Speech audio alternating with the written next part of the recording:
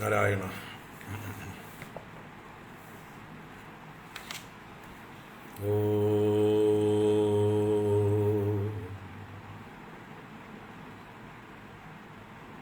ശുക്ലാംബരധരം വിഷ്ണും ശശിവർണം ചതുർഭുജം പ്രസന്നവദനം ധ്യായേത് സർവവിഘ്നോപശാന്തയേ.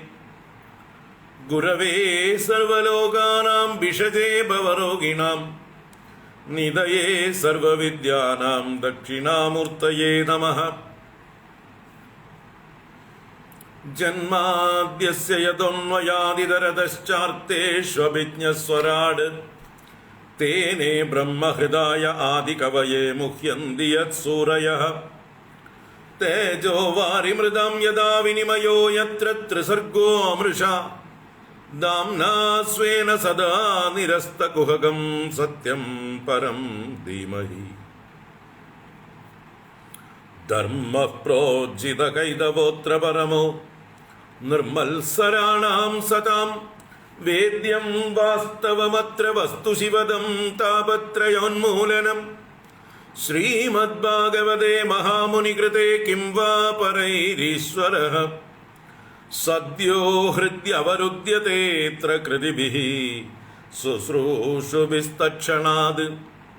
നിഗമകൽപതരോർഗളിതം ബലം സുഖമുഖാദമൃതദ്രവ സംയുതം പിബത ഭാഗവതം രസമാലയം മുഹുരഹോ രസികാ ഭുവി ഭാവുകാഃ.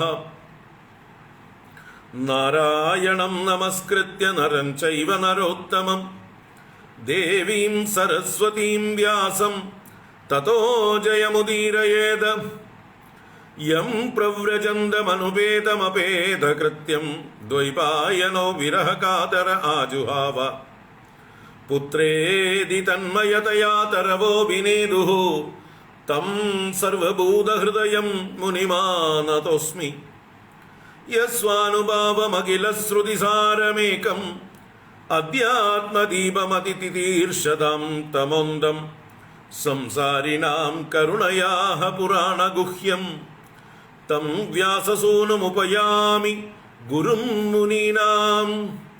മൂകം കരോതി വാചാലം പങ്കും ലംഘയതേ ഗിരിം യത്കൃപാതമഹം വന്ദേ പരമാനന്ദമാധവം.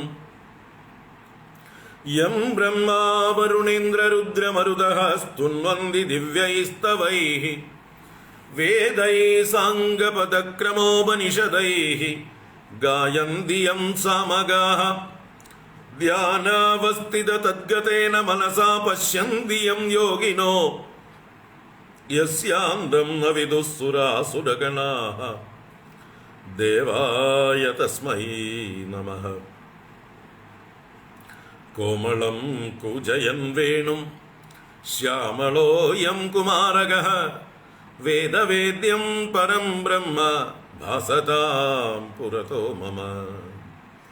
ഭൂതൈർമഹദ്ഭിർയൈമാ പുരോ വിഭുഃ നിർമ്മായ ചേതേ യദമൂഷു പൂരുഷഃ ഭുങ്ക്തേ ഗുണാൻ ഷോഡശ ഷോഡശാത്മകഃ. സോലങ്കൃശീഷ്ട ഭഗവാൻ വജാംസി മേ. സച്ചിദാനന്ദരൂപായ വിശ്വോത്പത്യാദിഹേതവേ താപത്രയ വിനാശായ ശ്രീകൃഷ്ണായ വയം നുമഃ. കൃഷ്ണായ വാസുദേവായ ഹരയേ പരമാത്മനെ പ്രണതക്ലേശനാശായ ഗോവിന്ദായ നമോ നമഃ. കൃഷ്ണായ വാസുദേവായ ദേവകീനന്ദനായ ച നന്ദഗോപകുമാരായ ഗോവിന്ദായ നമോ നമഃ. നമഃ പങ്കജനാഭായ നമഃ പങ്കജമാലിനി നമഃ പങ്കജനേത്രായ നമസ്തേ പങ്കജാംഗ്രയേ. പീതാംബരം കരവിരാജിത ശംഖചക്രകൗമോദഗീ സരസിജം കരുണാസമുദ്രം രാധാസഹായമതിസുന്ദരമന്ദഹാസം. വാതാലയേശമനിശം ഹൃദി ഭാവയാമി. വാതാലയേശമനിശം ഹൃദി ഭാവയാമി. ഓം നമോ ഭഗവതേ വാസുദേവായ. ഓം ശ്രീകൃഷ്ണ പരമാത്മനേ നമഃ. ഓം നമോ നാരായണായ. ശ്രീ ഗുരുവായൂരപ്പ ശരണം. ഓം നമഃ പരമഋഷിഭ്യോ നമഃ പരമഋഷിഭ്യഃ.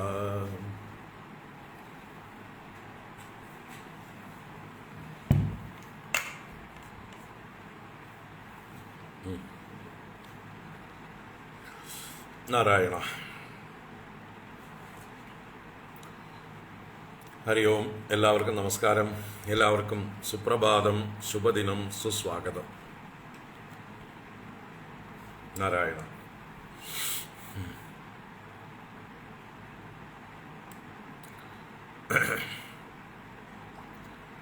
ശ്രീമദ് ഭാഗവത ജ്ഞാനഗംഗാ പരമ്പരയിലേക്ക് ഏവർക്കും സുസ്വാഗതം. ജ്ഞാനഗംഗയിലെ ദ്വിതീയ സ്കന്ധം അവസാനത്തെ അധ്യായം. ഇന്ന് 4ാമത്തെ ക്ലാസ്സാണ്. മിക്കവാറും ഇന്ന് തീർക്കാൻ പറ്റുമെന്ന് വിചാരിക്കണം. 51 ശ്ലോകങ്ങളാണുള്ളത്. നമ്മൾ 33 വരെയുള്ള ശ്ലോകങ്ങൾ കണ്ടു. ഇനി 18 ശ്ലോകങ്ങളാണുള്ളത്. അതൊന്ന് കാണാൻ ശ്രമിക്കാം. അപ്പോൾ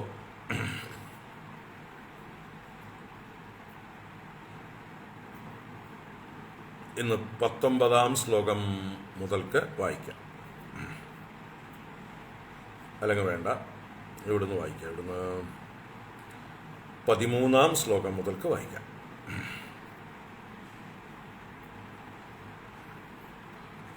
ഓം നമോ ഭഗവതേ വാസുദേവായ. ഓം ശ്രീകൃഷ്ണ പരമാത്മനേ നമഃ. ശ്രീമദ് ഭാഗവതം ദ്വിതീയ സ്കന്ധം 10ാമോധ്യായം. അതിൽ 13ാം ശ്ലോകം മുതൽക്ക് വായിക്കുകയാണ്. ശ്രീശുക ഉവാച. ഏകോ നാനാത്വമന്വിച്ഛൻ യോഗതൽപാത് സമുത്തിതഃ വീര്യം ഹിരണ്മയം ദേവോ മായയാ വിസൃജത്രിതാം അതിദൈവം അദധ്യാത്മം അതിഭൂതമിതി പ്രഭുഃ യദൈകം പൗരുഷം വീര്യം ത്രിധാ വിദ്യത തത്ശൃണു അന്തഃശരീര ആകാശാത് പുരുഷസ്യ വിചേഷ്ടതഃ ഓജസ്സഹോ ബലം ജജ്ഞേ തതഃ പ്രാണോ മഹാനസുഃ അനുപ്രാണന്തിയം പ്രാണാഃ പ്രാണന്തം സർവജന്തുഷു അപാനന്ദമപാനന്തി നരദേവമിവാനുഗാഃ പ്രാണേന ക്ഷിപതാ ക്ഷുത്രിടന്തരാജായതേ പ്രഭോഃ പിപാസദോ ജക്ഷതശ്ച പ്രാങ്മുഖം നിരഭിദ്യത മുഖതസ്ഥാലു നിർഭിന്നം ജിഹ്വാ തത്രോപജായത്തെ തതോ നാനാരസോ ജജ്ഞേ ജിഹ്വയാ യോധിഗമ്യത്തെ വിവക്ഷോർമുഖതോ ഭൂമനോ വന്നിർവാഗ്വ്യാഹൃതം തയോഃ ജലേ വൈ തസ്യ സുചിരം നിരോധഃ സമജായത നാസികേ നിരഭിദ്യേതാം ദോദൂയതി നഭസ്വതി തത്ര വായുർഗന്ധവഹോ ഘ്രാണോ നസി ജിഗൃക്ഷതഃ യദാത്മനി നിരാലോകമാത്മാനം ച ദിദൃക്ഷതഃ നിർഭിന്നേ ഹ്യക്ഷിണീ തസ്യ ജ്യോതിശ്ചക്ഷുർഗുണഗ്രഹഃ ബോധ്യമാനസ്യ ഋഷിഭിഃ ആത്മനസ്തജ്ജിഗൃക്ഷതഃ കർണൗ ച നിരഭിദ്യേതാം ദിശശ്രോത്രം ഗുണഗ്രഹഃ വസ്തുനോ മൃദുകാഠിന്യലഘു ഗുരുവോഷ്ണശീതതാം ജിഗൃക്ഷതസ്ത്വന്നിർഭിന്നാ തസ്യാം ലോമമഹീരുഹാഃ തത്ര ചാന്തർബഹിർവാദഃ ത്വചാലബ്ധഗുണോ വൃതഃ ഹസ്തൗരുരുഹതുസ്തസ്യ നാനാകർമ്മചികീർഷയാ തയോസ്തു ബലമിന്ദ്രശ്ച ആദാനമുപയാശ്രയം ഗതിം ജിഗേഷതഃ പാദൗരുരുഹാദേ അഭികാമികാം പദ്ഭ്യാം യജ്ഞസ്വയം ഹവ്യം കർമ്മഭിഃ ക്രിയതേ നൃഭിഃ നിരഭിദ്യതസിസ്നോ വൈ പ്രജാനന്ദാമൃതാർത്തിനഃ ഉപസ്ഥാസീത് കാമാനാം പ്രിയം തദുഭയാശ്രയം ഉത്സിസൃക്ഷോർധാതുമലം നിരഭിദ്യത വൈ ഗുദം തതഃ പായുസ്തതോ മിത്രഃ ഉത്സർഗ ഉഭയാശ്രയഃ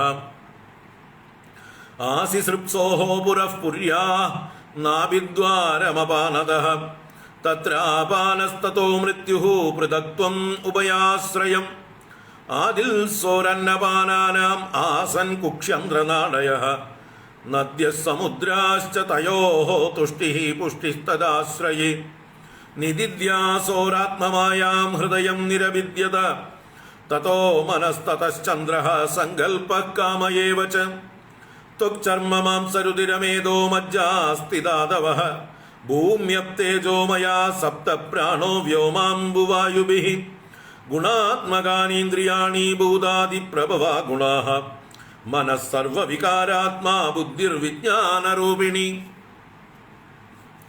ഏതദ് ഭഗവതോ രൂപം സ്ഥൂലം തേ വ്യാഹൃതം മയാ മഹ്യാദിഭിശ്ചാവരണൈഃ അഷ്ടഭിർബഹിരാവൃതം അതഃ പരം സൂക്ഷ്മതമം അവ്യക്തം നിർവിശേഷണം അനാദിമദ്യനിധനം നിത്യം വാങ്മനസഃ പരം അമുനീ ഭഗവദ്രൂപേ മയാ തേ അനുവർണിതേ ഉപേ അപി ന ഗൃഹ്ണന്തി മായാ സൃഷ്ടേ വിപശ്ചിതഃ സ വാച്യവാചകതയാ ഭഗവാൻ ബ്രഹ്മരൂപദൃക് നാമരൂപക്രിയാ ദത്തേ സകർമാ കർമ്മകഃ പരഃ പ്രജാപതീൻ മനൂൻ ദേവാൻ ഋഷീൻ പിതൃഗണാൻ പൃഥക് സിദ്ധചാരണ ഗന്ധർവാൻ വിദ്യാദ്രാസുരഗുഹ്യകാൻ കിന്നരാപ്സരസോ നാഗാൻ സർപ്പാൻ കിംപുരുഷോരകാൻ മാതൃരക്ഷഃ പിശാചാംശ്ച പ്രേതഭൂതവിനായകാൻ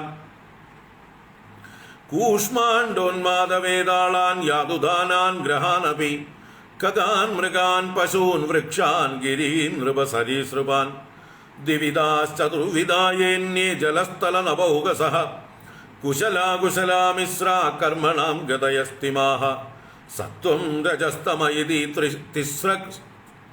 തിസ്രസുരനൃനാരകാഃ തത്രാപ്യൈകൈകശോ രാജൻ വിദ്യന്തേ ഗതയസ്ത്രിതാ യദൈകൈകതരോന്യാഭ്യാം സ്വഭാവ ഉപഹന്യത്തെ സ ഏവേദം ജഗദ്ദാതാ ഭഗവാൻ ധർമ്മരൂപദൃക് പുഷ്ണാദിസ്ഥാപയൻ വിശ്വം തിര്യങ് നരസുരാത്മഭിഃ തതഃ കാലാഗ്നിരുദ്രാത്മാ യൽ സൃഷ്ടം ഇദമാത്മനഃ സന്നിയച്ഛതി കാലേന ഗലാനീകമിവാനിലഃ ഇത്തം ഭാവേന കഥിതോ ഭഗവാൻ ഭഗവൽതമഃ നേത്തം ഭാവേന ഹി പരം ദ്രഷ്ടുമർഹന്തി സൂരയഃ നാസ്യ കർമ്മണി ജന്മാദൗ പരസ്യാനുവിധീയത്തെ കർത്തൃത്വപ്രതിഷേധാർത്ഥം മായയാരോപിതം ഹി തത് അയം ത്വബ്രഹ്മണ കൽപ്പഃ സവികൽപ ഉദാഹൃതഃ വിധിഃ സാധാരണോ യത്ര സർഗാഃ പ്രാകൃതവൈകൃതാഃ പരിമാണം ച കാലസ്യ കൽപ്പലക്ഷണവിഗ്രഹം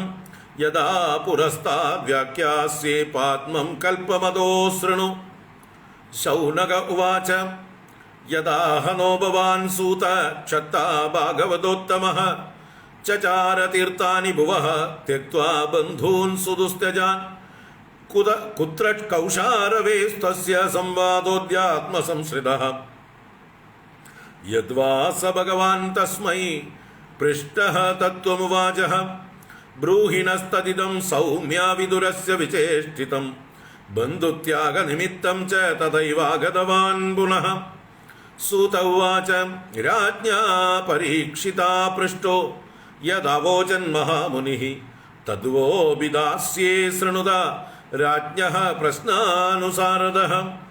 ഹരി ഓം. ഇത് ശ്രീമദ്ഭാഗവതേ മഹാപുരാണേ പാരമഹംസ്യാം സംഹിതായാം ദ്വിതീയസ്കന്ധേ പുരുഷസംസ്ഥാനുവർണ്ണനം നാമ ദശമോധ്യായഃ. സർവത്ര ഗോവിന്ദനാമ സങ്കീർത്തനം. ഗോവിന്ദ ഗോവിന്ദ. നാരായണാഖില ഗുരോ ഭഗവൻ നമസ്തേ. നാരായണാഖില ഗുരോ ഭഗവൻ നമസ്തേ. നാരായണാഖില ഗുരോ ഭഗവൻ നമസ്തേ. നാരായണ.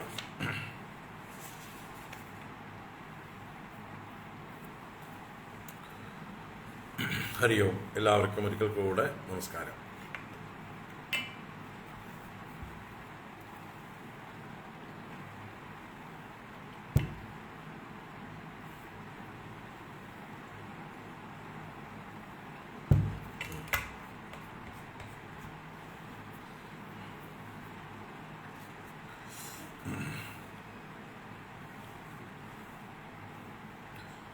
അപ്പോൾ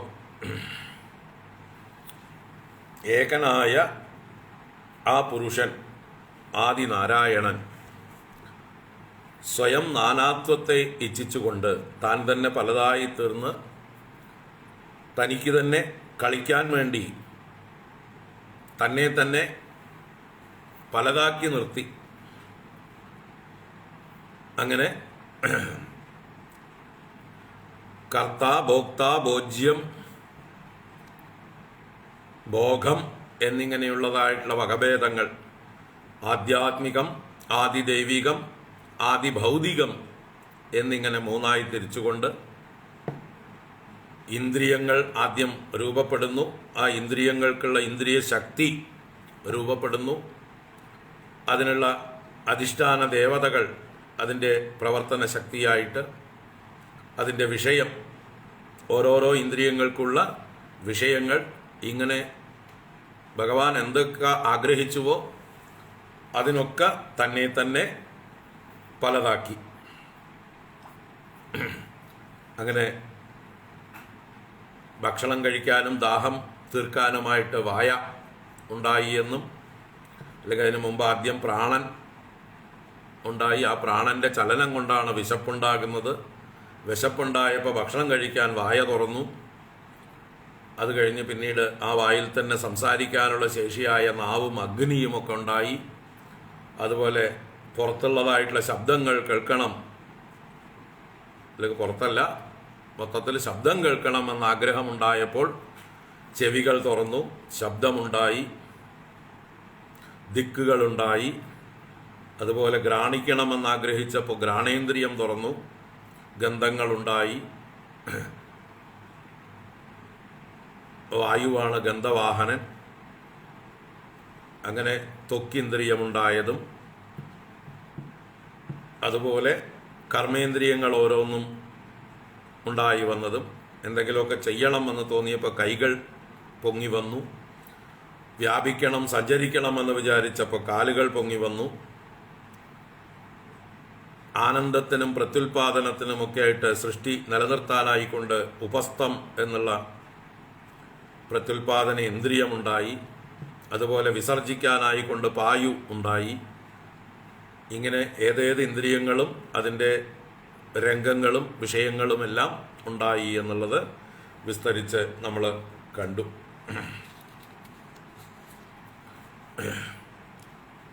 ഇങ്ങനെ ആധ്യാത്മികം, ആദിഭൗതികം, ആദിദൈവികം എന്ന് മൂന്നായി തിരിഞ്ഞതും ഏകനായ പുരുഷൻ തന്നെയാണ്.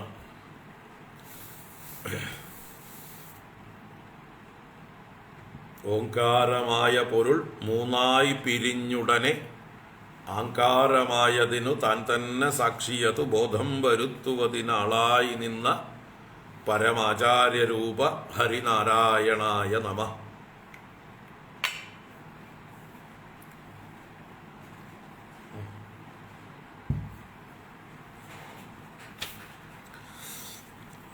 ഓങ്കാരമായ പൊരുൾ മൂന്നായി പിരിയുന്ന കഥയാണ് ഈ പറഞ്ഞത്. ആധ്യാത്മികം, ആദിഭൗതികം, ആദിദൈവികം എന്നിങ്ങനെ മൂന്നായി പിരിഞ്ഞു. അതിൻ്റെയൊക്കെ പൊരുൾ ഒന്നു തന്നെയാണെന്ന് ഉപദേശിക്കുന്ന ഗുരുവായിരിക്കുന്നതും ഇതേ ഭഗവാൻ തന്നെ. ബോധം വരുത്തുവതിനാളായി നിന്ന പരമാചാര്യരൂപ ഹരിനാരായണായ നമഃ. അപ്പോൾ ഇതിനെക്കുറിച്ചിട്ടുള്ള തെറ്റിദ്ധാരണകൾ നീക്കി ഈ ബോധം നമുക്ക് ഉറപ്പിച്ചു തരുന്നതും ഭഗവാൻ തന്നെ എന്ന് പറഞ്ഞു. അപ്പം ഇങ്ങനെ ഭഗവാന്റെ സ്ഥൂല രൂപം ഞാൻ പറഞ്ഞു എന്ന് ശുഖബ്രഹ്മർഷി പരീക്ഷത്തിനോട് പറയുകയാണ്.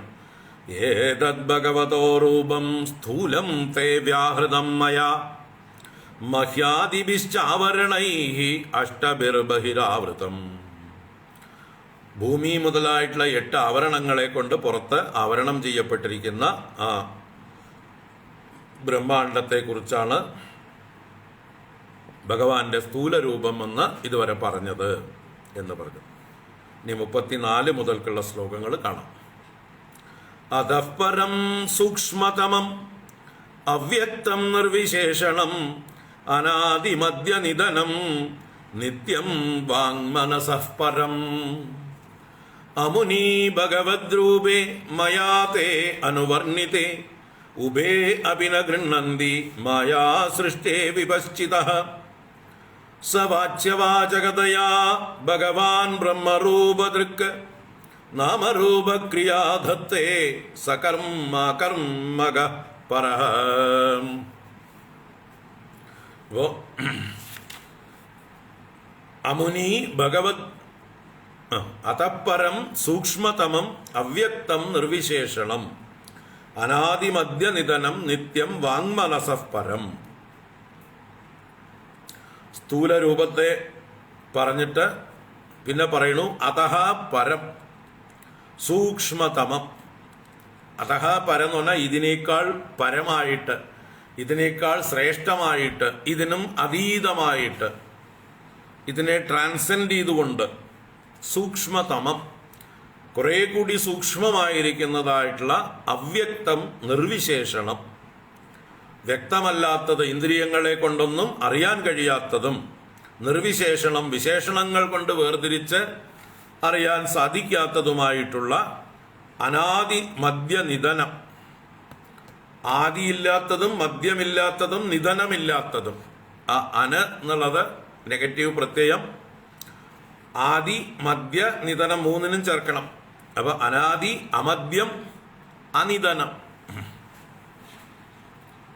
അതിന് ആദിയില്ല. അതിന്റെ ആദി കണ്ടുപിടിച്ചാലേ മദ്യം കണ്ടുപിടിക്കാൻ പറ്റുള്ളൂ. ഒരു വസ്തുവിന്റെ മദ്യം കണ്ടുപിടിക്കണമെങ്കിൽ അതിന്റെ തുടക്കവും ഒടുക്കും കിട്ടണം.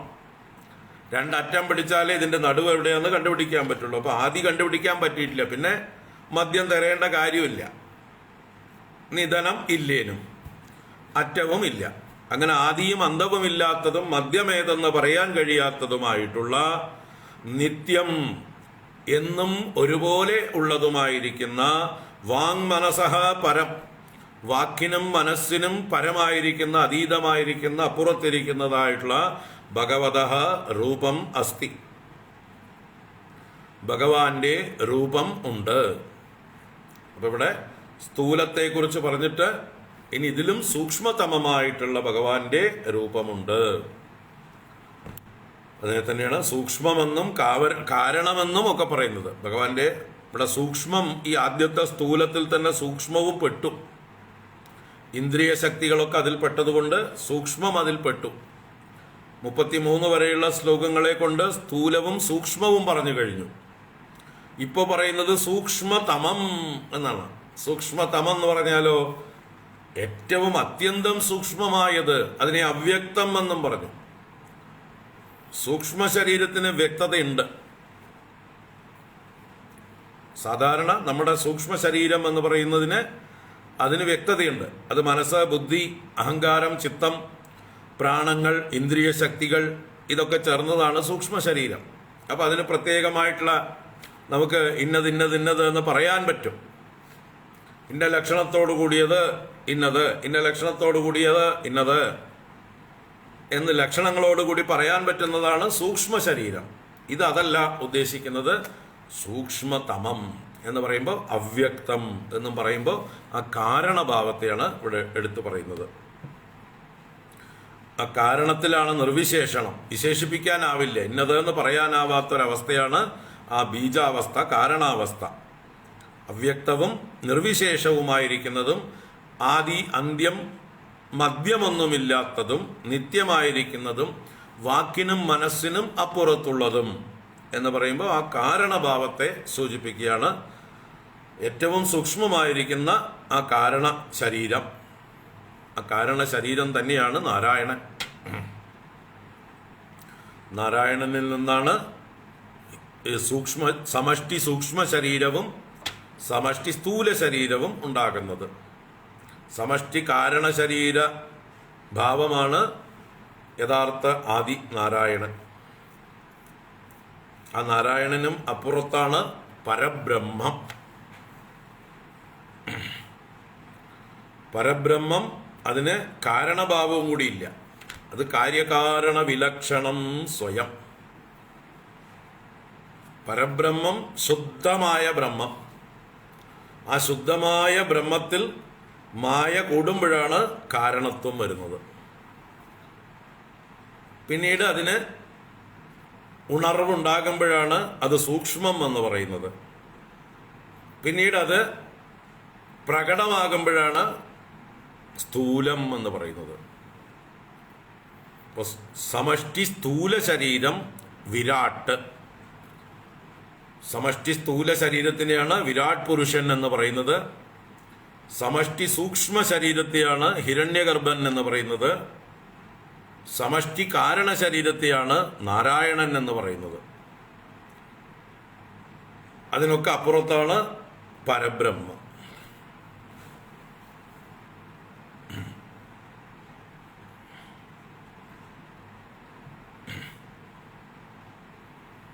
ഏറ്റവും പരമമായത്, യാതൊരു കലർപ്പുമില്ലാത്ത, രണ്ടില്ലാത്ത പരിശുദ്ധമായ വസ്തു, അത് പരബ്രഹ്മം. ആ പരബ്രഹ്മത്തിൽ മായയോട് കൂടുമ്പോൾ അതിനെ ഈശ്വരൻ അല്ലെങ്കിൽ നാരായണൻ എന്ന് പറയുന്നു. വേദാന്തത്തിൽ ഈശ്വരൻ എന്ന് പറയും, പുരാണങ്ങളിൽ അല്ലെങ്കിൽ വൈഷ്ണവ പുരാണങ്ങളിൽ നാരായണൻ എന്ന് പറയുന്നു. ആ നാരായണൻ തന്നെയാണ്. നാരായണൻ്റെ പ്രകടമായ രണ്ട് ഭാവങ്ങളാണ്. പ്രകടമായ സൂക്ഷ്മ ശരീരത്തെ ഹിരണ്യഗർഭൻ അഥവാ ബ്രഹ്മദേവനെന്നും, നല്ലതുപോലെ പ്രകടമായ സ്ഥൂല ശരീരത്തെ വിരാട് പുരുഷൻ എന്നോ വിഷ്ണു എന്നോ വിളിക്കുന്നു. വിരാട്ടിനെ തന്നെയാണ് വിഷ്ണു എന്ന് പറയുന്നത്, ഹിരണ്യഗർഭനെയാണ് ബ്രഹ്മാവ് എന്ന് പറയുന്നത്. ഇതിനെല്ലാം കാരണമായിരിക്കുന്നതിനെ നാരായണൻ എന്ന് പറയുന്നു. നാരായണനും അപ്പുറത്താണ് പരബ്രഹ്മം.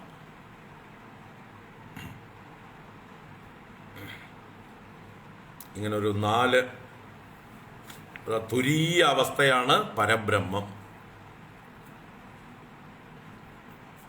പ്രാജ്ഞ അവസ്ഥയാണ് നാരായണൻ. തൈജസ അവസ്ഥയാണ് ഹിരണ്യഗർഭൻ. വിശ്വ അവസ്ഥയാണ് വിരാട്ട്. വിശ്വന്റെ സമഷ്ടിയാണ് വിരാട്ട്. തൈജസന്റെ സമഷ്ടിയാണ് ഹിരണ്യഗർഭൻ. പ്രാജ്ഞന്റെ സമഷ്ടിയാണ് ഈശ്വരൻ അഥവാ നാരായണൻ.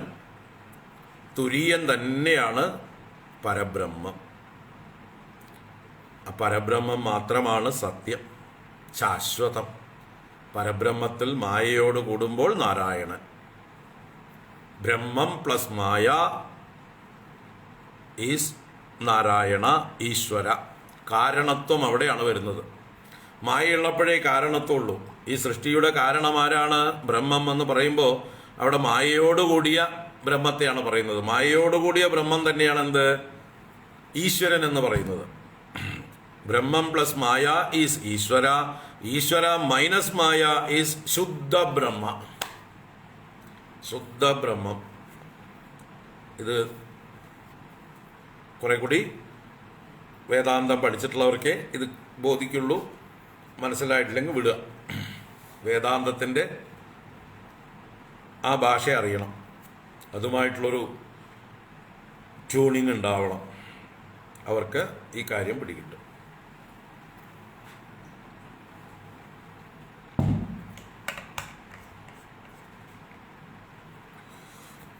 അതിനെക്കുറിച്ചാണ് ഇവിടെ പറയുന്നത്.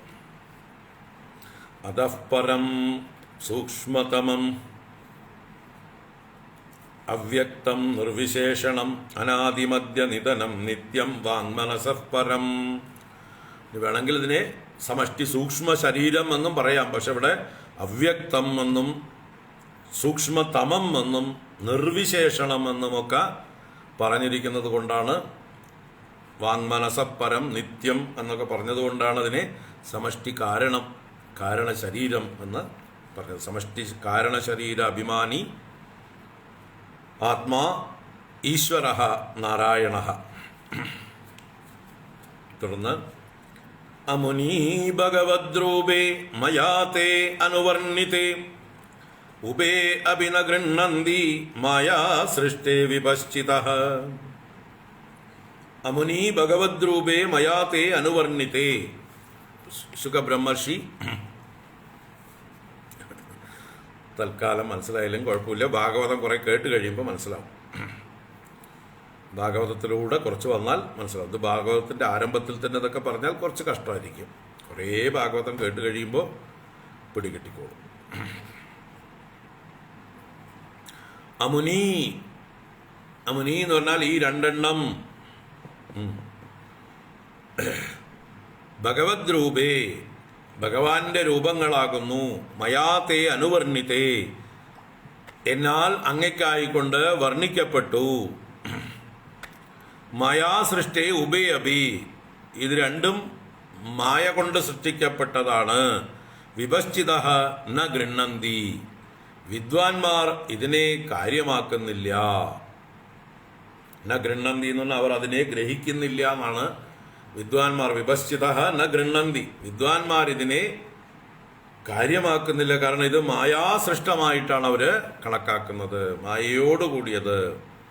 അവരുടെ വിദ്വാൻമാരുടെ ദൃഷ്ടിയിൽ ശുദ്ധമായ ഏകവും അദ്വിതീയവുമായിട്ടുള്ള ബ്രഹ്മം മാത്രമാണ് സത്യം. അതിൽ മായ എന്ന കലർപ്പ് കൂടിയപ്പോഴാണ്, മായ കൊണ്ടാണ് ഈ ഭാവങ്ങളൊക്കെ വന്നു ചേർന്നത്. സ്ഥൂലവും സൂക്ഷ്മവും കാരണവും എല്ലാം തന്നെ മായ കൊണ്ട് തോന്നുന്നതാണ്. യഥാർത്ഥത്തിലുള്ളത് ഒരേ ഒരാളേ ഉള്ളൂ. ഏകനായ ഞാൻ തന്നെയാണ് തുരീയൻ. ഞാൻ തന്നെയാണ് തുരീയൻ. ഞാൻ ഉറങ്ങുമ്പോൾ എന്നെ പ്രാജ്ഞനെന്നും, ഞാൻ സ്വപ്നം കാണുമ്പോൾ എന്നെ എന്നെ തൈജസൻ എന്നും, ഞാൻ ഉണർന്നിരിക്കുന്ന ജാഗ്രത്തിൽ ഈ വിശ്വത്തെ കാണുമ്പോൾ എന്നെ വിശ്വൻ എന്നും വിളിക്കുന്നു. ഏകനായ എന്നെ തന്നെ ഉണർന്നിരുന്ന് ബാഹ്യലോകവുമായി വ്യവഹരിക്കുമ്പോൾ, ബാഹ്യലോകത്തെ ഞാൻ കാണുമ്പോൾ ഞാൻ ഉണർന്നിരിക്കുകയാണ്. എൻ്റെ ബാഹ്യ വ്യവഹാരമെല്ലാം ജാഗ്രത്തിലാണ്. അപ്പൊ ജാഗ്രത്തിൽ അഭിമാനിക്കുന്ന ഈ എന്നെ, ഈ ക്ഷേത്രജ്ഞനെ, ഈ ജീവനെ എന്ത് വിളിക്കുന്നു? വിശ്വൻ എന്ന് വിളിക്കുന്നു. Now I am a Vishwan. Now I am called as Vishwa. വിവിധങ്ങളായ പ്രത്യയങ്ങളെ കണ്ടുകൊണ്ട് വിവിധമായ പ്രപഞ്ചവുമായിട്ട് ഞാൻ ഇന്ററാക്ട് ചെയ്യുന്നു, ബിസിനസ് നടത്തുന്നു. കൊടുക്കലും വാങ്ങലും കാണലും കേൾക്കലും ഒക്കെ നടന്നുകൊണ്ടിരിക്കുന്നു. അപ്പൊ ഇതിന് ഈ അവസ്ഥയിൽ എൻ്റെ പേരെന്താണ്? ഞാനാണ് വിശ്വൻ. ഇതേ ഞാൻ തന്നെ കണ്ണടച്ചു, ബാഹ്യലോകമൊന്നും കാണുന്നില്ല, കേൾക്കുന്നില്ല. പക്ഷെ ആന്തരികമായിട്ടൊരു ലോകം ഞാൻ തന്നെ സൃഷ്ടിച്ച് അവിടെ ഞാൻ തന്നെ അനുഭവിക്കുമ്പോൾ അതിന് സ്വപ്നം എന്ന് പറയുന്നു. ആ സ്വപ്നം കാണുന്ന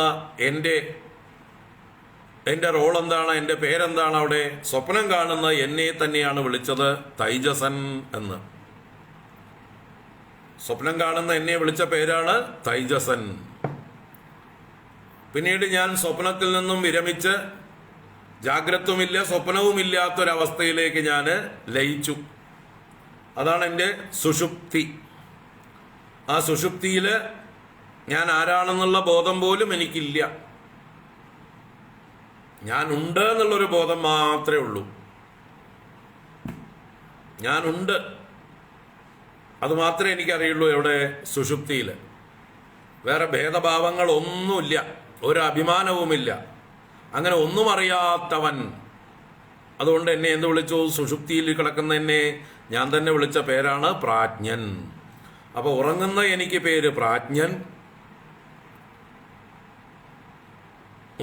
സ്വപ്നം കാണുന്ന എനിക്ക് പേര് തൈജസൻ, ജാഗ്രത അനുഭവിക്കുന്ന എനിക്ക് പേര് വിശ്വൻ. ഇപ്പൊ ഞാൻ ആരാ? യഥാർത്ഥത്തിൽ ഞാൻ ആരാ? യഥാർത്ഥത്തിൽ ഞാൻ ഇത് മൂന്നുമല്ല. ഇത് മൂന്നും അല്ല. അതുകൊണ്ട് എന്നെ എന്ത് വിളിച്ചു? മൂന്നാമനല്ല, രണ്ടാമനുമല്ല, ഒന്നാമനുമല്ല, നാലാമൻ. അങ്ങനെയാണ് തുരീയൻ എന്ന പേര് വന്നാൽ. തുരീയം എന്നൊരു അവസ്ഥയല്ല.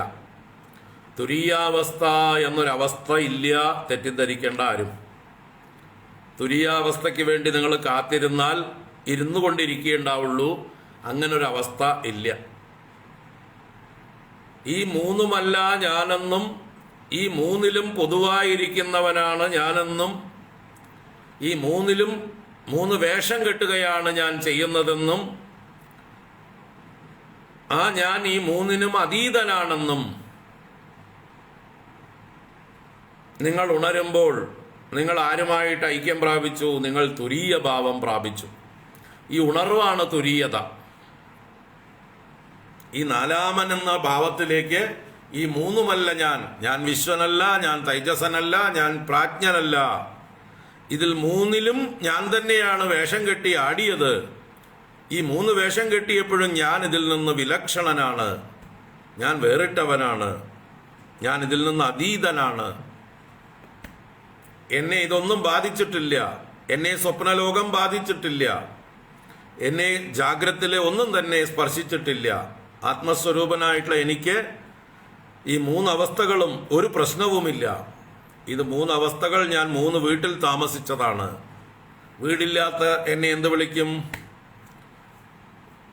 എൻ്റെ ഒരു റെസിഡൻസ് ആയിരുന്നു സുഷുപ്തി, മറ്റൊരു റെസിഡൻസ് ആയിരുന്നു സ്വപ്നം, മറ്റൊരു റെസിഡൻസ് ആയിരുന്നു ജാഗ്രത്.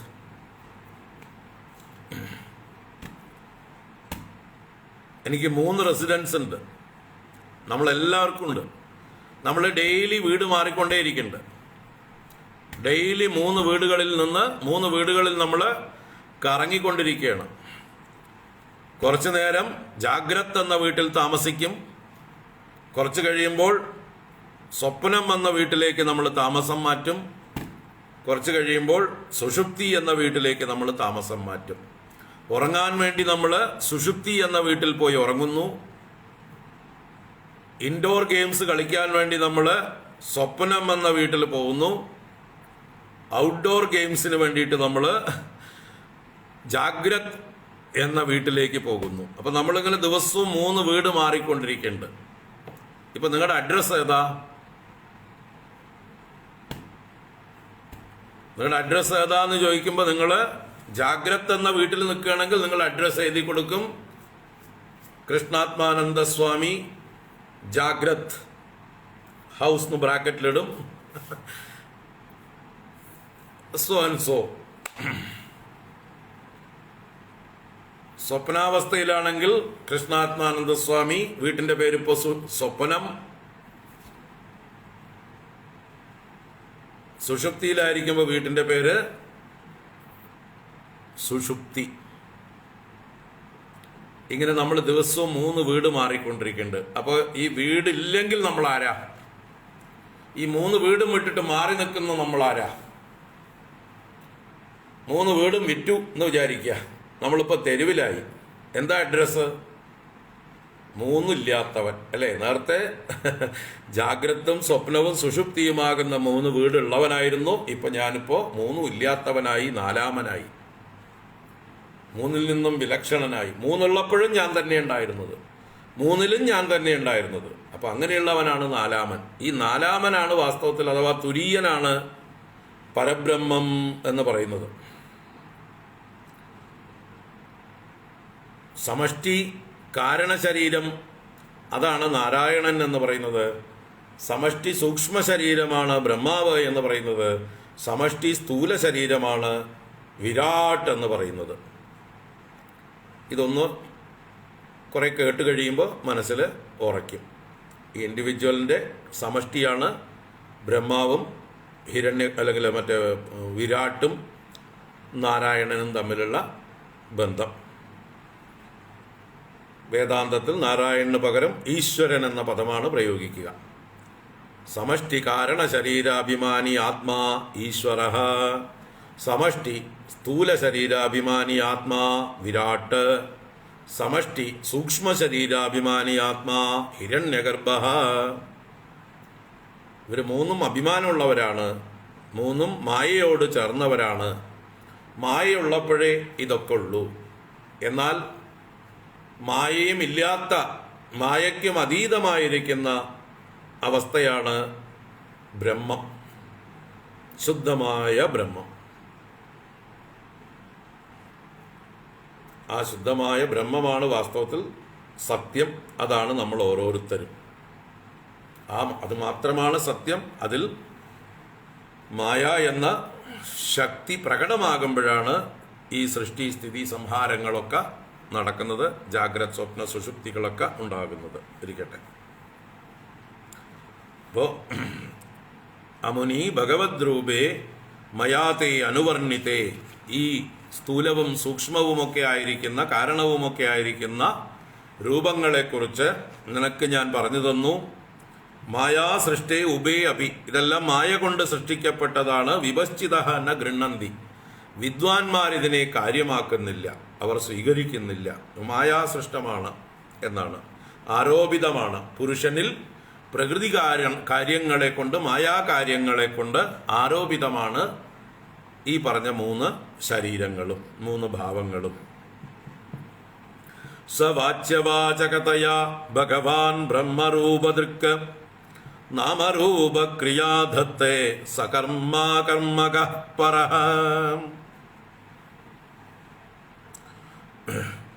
ഇനി ആ ഭഗവാൻ തന്നെ എങ്ങനെയാണ് ഈ നാനാ സൃഷ്ടിജാലങ്ങളെ സൃഷ്ടിക്കുന്നത്? ബ്രഹ്മരൂപനായിട്ട്, ബ്രഹ്മാവായിട്ടാണ് നാനാ സൃഷ്ടികളെ ചെയ്യുന്നത് എന്ന് പറയണം. വാസ്തവത്തിൽ അകർമ്മകഃ പരഃ സഹ ഭഗവാൻ. അകർമ്മകഃ, ഒരു കർമ്മവും ഇല്ലാത്തവൻ, ഒരു കർമ്മവും ചെയ്യാത്തവൻ. ആ കർമ്മങ്ങളില്ലാത്തവനായ പരഃ, പരനായ, അതീതനായ, പ്രകൃതിക്കും അപ്പുറത്ത്, മായയ്ക്കും അപ്പുറത്ത്, മായയാൽ ബാധിക്കാത്തവനായ ആ ഭഗവാൻ, സഹ ഭഗവാൻ. ആ ഭഗവാനെ തന്നെ ഇവിടെ ബ്രഹ്മം എന്ന് പറയുന്നത്. ആ ഭഗവാൻ ബ്രഹ്മരൂപദൃക്, ബ്രഹ്മാവിന്റെ രൂപത്തെ ധരിച്ചിട്ട്. അപ്പൊ പരബ്രഹ്മം തന്നെ ബ്രഹ്മാവിന്റെ രൂപം ധരിച്ചിട്ട്, ഞാൻ മുമ്പേ പറഞ്ഞില്ലേ, മായയോടുകൂടി ചേർന്ന് സമഷ്ടി സൂക്ഷ്മ ശരീര അഭിമാനിയാവുമ്പോഴാണ് ബ്രഹ്മാവാകുന്നത്. അങ്ങനെ ബ്രഹ്മരൂപം ധരിച്ചുകൊണ്ട് വാച്യവാചകതയാ സകർമ്മ നാമരൂപക്രിയാഹ ദത്തെ. വാച്യം, വാചകം എന്നിങ്ങനെ ഭാവങ്ങളോടുകൂടി. വാച്യം എന്ന് പറഞ്ഞാൽ വചിക്കപ്പെടുവാൻ യോഗ്യമായത് എന്ന് പറഞ്ഞാൽ പദാർത്ഥങ്ങളൊക്കെ വചിക്കപ്പെടാൻ യോഗ്യങ്ങളാണ്. ഇന്നത് ഇന്നത് ഇന്നത് എന്ന് പറഞ്ഞാൽ വേറെ വേറെ വേറെ നമുക്ക് വ്യക്തമായി പറയാം. ഇന്ന രൂപം അത് ഇന്നതാണ്, ഇന്ന രൂപം അത് ഇന്നതാണ് എന്ന് നമ്മൾ വചിക്കുന്നു. വചിക്കപ്പെടുന്നത് വാച്യം, അതിൻ്റെ വാചകം നാമധേയം. അപ്പോൾ പദാർത്ഥവും പദവും, നാമവും രൂപവും. പദാർത്ഥമാണ് രൂപം, അതിൻ്റെ നാമം. അങ്ങനെ നാമരൂപാത്മകതയാ എന്ന് തന്നെയാണ് വാച്യവാചകതയാ എന്ന് പറഞ്ഞാൽ. വാച്യം ദ ഓബ്ജക്റ്റ്, വാചകം അതിൻ്റെ നെയിം. ആ ഓബ്ജക്റ്റിനെ നമ്മൾ ഏത് പദം കൊണ്ട് സൂചിപ്പിക്കുന്നുവോ അത് വാചകം. അങ്ങനെ വാച്യവാചകതയാ സകർമ്മ, കർമ്മങ്ങളോട് കൂടിയവനായിട്ട്. വാസ്തവത്തിൽ അകർമ്മകനായ പരബ്രഹ്മം മായയോടുകൂടി ചേർന്ന് വാച്യവാചകതയാ സൃഷ്ടിക്കുവാനായിക്കൊണ്ട് സകർമാവായി നാമരൂപക്രിയാഹാദത്തെ, നാമങ്ങളെയും രൂപങ്ങളെയും ക്രിയകളെയും എല്ലാം ധരിക്കുന്നു.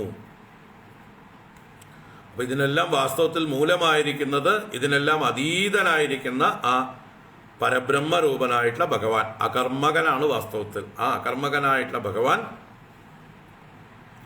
നാമരൂപക്രിയകളെ ധരിക്കുന്നു. വാച്യവാചകതയാ കർമ്മങ്ങളൊക്കെ സ്വീകരിക്കുന്നു. അങ്ങനെ ബ്രഹ്മാവ് മറ്റ് ദേവന്മാര് ഒക്കെ ആയിട്ട് ഭവിക്കുന്നു എന്ന് താല്പര്യം. അതിനെ തുടർന്ന് പറയണം. പ്രജാപതീൻ മനൂൻ ദേവാൻ ഋഷീൻ പിതൃഗണാൻ പൃഥക് സിദ്ധചാരണ ഗന്ധർവാൻ വിദ്യാദ്രാസുരഗുഹ്യകാൻ കിന്നരാപ്സരസോ നാഗാൻ സർപ്പാൻ കിംപുരുഷോരകാൻ മാതൃരക്ഷഃ പിശാചാംശ്ച പ്രേതഭൂത വിനായകാൻ കൂഷ്മാണ്ഡോന്മാദവേതാളാൻ യാതുദാനാൻ ഗ്രഹാനപി ഖഗാൻ മൃഗാൻ പശൂൻ വൃക്ഷാൻ ഗിരീൻ നൃപ സരീസൃപാൻ.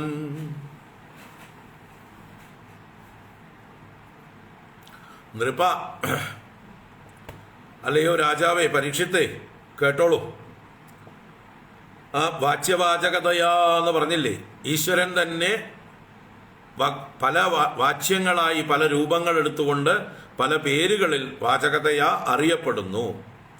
ഏകനായ ഭഗവാൻ തന്നെ ഇതൊക്കെ ആയിത്തീരുന്നു എന്ന് പറയണം. ഇതൊക്കെ ആയിട്ട് പ്രജാപതി, ആ പ്രജാപതികളെയും മനൂൻ, മനുക്കളെ, സ്വയംഭുവൻ മുതലായിട്ടുള്ള 14 മനുക്കളുണ്ട്. മനുക്കളെ, പ്രജാപതിമാരെന്ന് പറഞ്ഞാൽ അത്രി, അങ്കിരസ്, ക്രതു, പുലഹൻ, പുലസ്ത്യൻ, വസിഷ്ഠൻ, ദക്ഷൻ മുതലായവരൊക്കെ പ്രജാപതിമാരാണ്. കർദമൻ, കശ്യപൻ മുതലായവരൊക്കെ പ്രജാപതിമാരാണ്. മരീചി മുതലായവർ. അങ്ങനെ പ്രജാപതികളെയും ബ്രഹ്മദേവനെ സഹായിക്കുന്ന ഗൃഹസ്ഥാശ്രമ ജീവിതം നയിക്കുന്ന ഋഷിതുല്യരെയാണ് ഇവിടെ പ്രജാപതികൾ എന്ന് പറയുന്നത്. അതുപോലെ മനുക്കളെയും ദേവന്മാരെയും ഇന്ദ്രാദി ദേവന്മാർ, ഋഷിമാരെയും നാരദൻ മുതലായിട്ടുള്ള ഋഷിമാര്, സനകന്മാര് മുതലായിട്ടുള്ള ഋഷിമാര്, അവരൊക്കെ ഋഷിമാരാണ്. പിതൃക്കളുടെ ഗണങ്ങള്, അതുപോലെ പൃഥക്കായി വേറെ വേറെയായി സിദ്ധ ചാരണ ഗന്ധർവാൻ, സിദ്ധന്മാര്, ചാരണന്മാര്, ഗന്ധർവന്മാര് എന്ന് അറിയപ്പെടുന്ന ദേവലോകത്തുള്ള പല ഔദ്യോഗിക പദവികൾ വഹിക്കുന്നവർ, പല ഡ്യൂട്ടികൾ നിർവഹിക്കുന്നവർ, ഓരോ വേഷം കെട്ടി ഇന്നവരൊക്കെ ആയി തീർന്നിരിക്കുന്നു. സിദ്ധ ചാരണ ഗന്ധർവാൻ വിദ്യാദ്ര അസുര ഗുഹ്യകാൻ, വിദ്യാധരന്മാർ, അസുരന്മാർ, ഗുഹ്യകന്മാർ.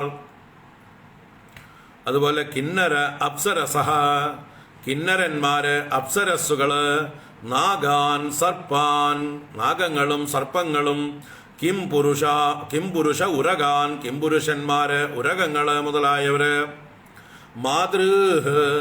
മാതൃക്കൾ എന്ന് പറയുന്നതായിട്ടുള്ള ദേവതകള്, രക്ഷ പിശാചാൻച, രക്ഷസ്സുകളും പിശാചുക്കളും എന്നിവരെയും, പ്രേതഭൂത വിനായകാൻ, പ്രേതങ്ങൾ, ഭൂതങ്ങൾ, വിനായകന്മാർ എന്നിവരെയും, കൂഷ്മാണ്ഡ ഉന്മാദ വേതാളാൻ,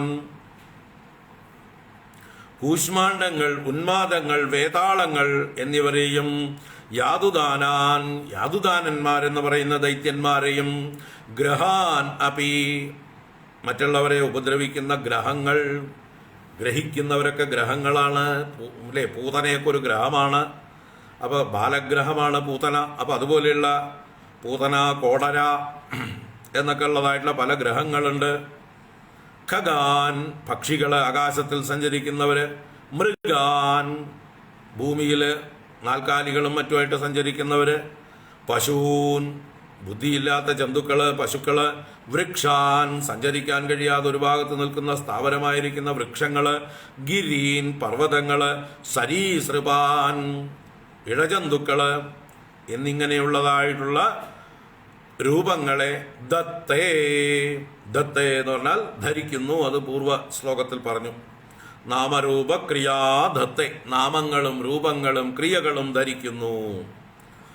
ഭഗവാന്റെ കളിക്ക് കൊഴുപ്പ് കൂട്ടാനായിക്കൊണ്ട് ഇവരൊക്കെ വേഷം കെട്ടി എന്നർത്ഥം അല്ലേ. നമ്മുടെ സിനിമയൊക്കെ എടുക്കുമ്പോൾ മുഖ്യ കഥാപാത്രങ്ങൾ ഉണ്ടാവും. അവരുടെയൊക്കെ പേരും നാളും ഒക്കെ നമുക്ക് അറിയുള്ളൂ. അവരുടെ കഥകൾക്കേ അവിടെ പ്രസക്തിയുമുള്ളൂ. എങ്കിലും അവരെ സഹായിക്കാനായിട്ട് ചുറ്റും പല വേഷങ്ങളുണ്ടാവും. ഒരു എന്താ പറയുക, നായകനും നായികയും കൂടി ഒരു പാട്ട് പാടുമ്പോൾ അത് സ്വപ്നമാണെങ്കിൽ ധാരാളം ആളുകൾ അവരുടെ കൂട്ടത്തിൽ അവരുടെ ഒപ്പം കളിക്കാനുണ്ടാവും അല്ലേ. മാലാഖമാരെ പോലെയും ചിത്രശലഭങ്ങളെ പോലെയും ഒക്കെ വേഷം കെട്ടിയവർ ധാരാളം ഉണ്ടാവും ചുറ്റും. അപ്പോൾ അത് അവർക്കൊന്നും പ്രസക്തിയൊന്നുമില്ല. അവരുടെ പേരും നാളൊന്നും നമുക്കറിയില്ല. അങ്ങനെ കുറേ പേര് ആ വർണ്ണപ്പൊലിമ കൂട്ടാൻ വേണ്ടിയിട്ടാണ്, നായികന്മാർക്ക് പ്രാധാന്യം വരാൻ വേണ്ടിയിട്ടാണ് ഈ ബാക്ക്ഗ്രൗണ്ടിൽ ഇവരെയൊക്കെ കൊടുക്കുന്നത്. അപ്പം അതുപോലെ ഇവിടെ ഈ പ്രപഞ്ചത്തിലും ഭഗവാൻ കളിക്കാൻ തീരുമാനിച്ചപ്പോൾ വൈവിധ്യങ്ങളെ സൃഷ്ടിച്ചു. നാഗങ്ങളും സർപ്പങ്ങളും തമ്മിൽ വിഷമുള്ളതും വിഷമില്ലാത്തതും ആയിരിക്കും. രണ്ടും ഇഴജന്തുക്കൾ തന്നെ, രണ്ടും പാമ്പുകൾ തന്നെയാണ് നമ്മുടെ മലയാള ഭാഷയിൽ. പക്ഷേ വിഷമുള്ളതും വിഷമില്ലാത്തതും ഉണ്ടാവും. പടമുള്ളത് പടമില്ലാത്തത് അല്ലേ, വിഷമുള്ളത് വിഷമില്ലാത്തത്, ഇങ്ങനെയൊക്കെ വിഭാഗങ്ങൾ പാമ്പിൻ്റെ ഇടയിൽ ധാരാളമുണ്ട്. അപ്പോൾ ഇങ്ങനെയുള്ള പലതായി തീർന്നു.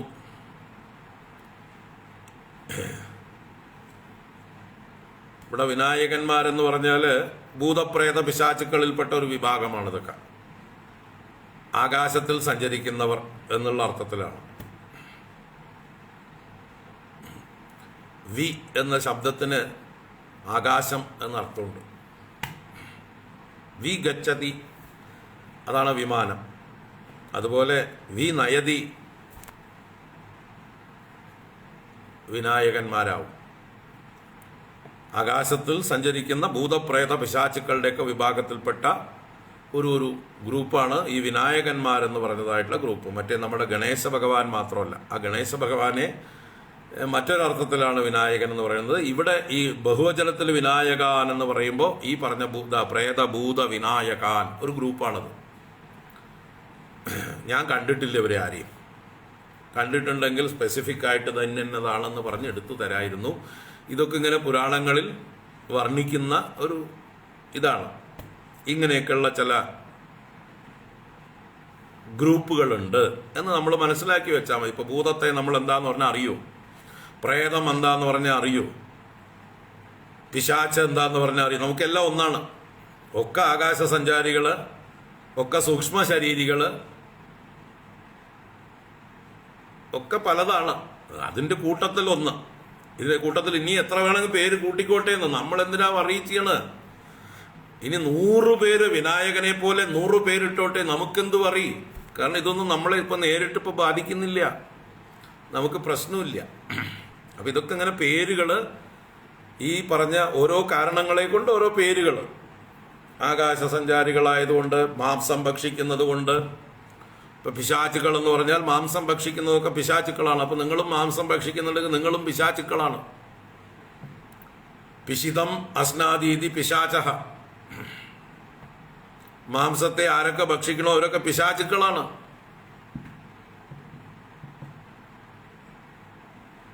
പിശാച് എന്ന് പറഞ്ഞ വാക്കിന്റെ അർത്ഥം മാംസബുക്ക് എന്നാണ്. മാംസം ഭക്ഷിക്കുന്നവർ, പിശിതം അസ്നാദി. അപ്പൊ അതുപോലെ പല ജന്തുക്കള് അല്ലെങ്കിൽ പല സൂക്ഷ്മ ജീവികൾ ഈ ലോകത്തില് ഉണ്ട്, സൂക്ഷ്മഭൂതങ്ങള് ഈ ലോകത്തിലുണ്ട്. നമ്മൾ അറിഞ്ഞും അറിയാതെയും. നമ്മുടെ അറിവിൽപ്പെടാത്തതാണ് കൂടുതൽ, അറിയുന്നത് വളരെ കുറച്ച്. അതുകൊണ്ട് അറിയാത്തതിൻ്റെ ലിസ്റ്റ് അവിടെ കിടക്കണ്ട എൻലെസ് ആയിട്ട്. എൻസൈക്ലോപീഡിയകളൊന്നും തികയില്ല. അതുകൊണ്ട് നമുക്ക് ആവശ്യമുള്ളത് മാത്രം അറിഞ്ഞാൽ മതി. ഇതൊക്കെ ഇങ്ങനെ കുറെ ഉണ്ട് എന്ന് മാത്രം മനസ്സിലാക്കി വെക്കുക. എൻലെസ് ആണ്. ഈ ലോകത്തിൽ എത്രയോ കോടിക്കണക്കിന് സ്പീഷീസ് ഉണ്ട് എന്ന് നമ്മുടെ ഇപ്പോഴത്തെ ശാസ്ത്രങ്ങൾ പറയുന്നു. നമ്മുടെ പുരാണങ്ങളിൽ പറയുന്നു 84 ലക്ഷം യോനികളുണ്ട്. യോനികൾ എന്ന് പറഞ്ഞാൽ സ്പീഷീസ് തന്നെയാണ്. 84 ലക്ഷം ജീവജാലങ്ങൾ, വൈവിധ്യങ്ങളുണ്ട്. ഇതിൻ്റെ ഓരോന്നിൻ്റെയും പേര് നമുക്ക് പഠിച്ചു വെക്കാൻ പറ്റുമോ? നമ്മുടെ തലയ്ക്കകത്ത് എന്താണ്? ഇത് മുഴുവൻ പഠിച്ചു വെക്കാനൊന്നും നമുക്ക് സാധിക്കില്ല. ഈ 84 ലക്ഷത്തിന് എണ്ണിയിട്ട് എൻസൈക്ലോപീഡിയകളിൽ തന്നെ രേഖപ്പെടുത്തിയിട്ടുണ്ടോ എന്ന് അറിയില്ല. ഓരോ കാലത്ത് ഓരോ വസ്തുക്കൾക്ക് ഓരോ പേര് കൊടുക്കണം ഓരോരുത്തർ, ഓരോ ദേശക്കാര്. അത് എല്ലാം നമ്മൾ അറിഞ്ഞിരിക്കണമെന്ന് യാതൊരു നിർബന്ധവും ഇല്ല. നമുക്ക് വേണ്ടത് മാത്രം അറിയുക. ഈ ഒരു ശീലം കൂടി നമുക്ക് വരുമ്പോഴേ നമ്മുടെ ഉള്ളിൽ തൃപ്തി ഉണ്ടാവുള്ളൂ. എന്തിനാ ഈ വേണ്ടാത്തൊക്കെ നമ്മൾ അറിയാൻ പോകണം എന്നുള്ള ഭാവം വരണം. നമുക്ക് മെയിനായിട്ടുള്ളത് വേറെ ഉണ്ട് ഇവിടെ അറിയാനുള്ള ഒരുപാട് വിഷയങ്ങൾ ഇവിടെ ഉണ്ട്. അതൊക്കെ നമുക്കറിയാം. ഞാൻ സന്ദർഭവശാൽ പറഞ്ഞു എന്ന് മാത്രമേ ഉള്ളൂ കേട്ടോ, പേടിക്കൊന്നും വേണ്ട. ഇങ്ങനെയൊക്കെ കുറേ പേരുകൾ നമ്മുടെ ഇതിലൊക്കെ കാണും. എല്ലാം എന്താണെന്നൊന്നും നമ്മൾ റിസർച്ച് ചെയ്ത് സമയം കളയേണ്ട കാര്യമൊന്നും ഇല്ല എന്ന് പറയാം.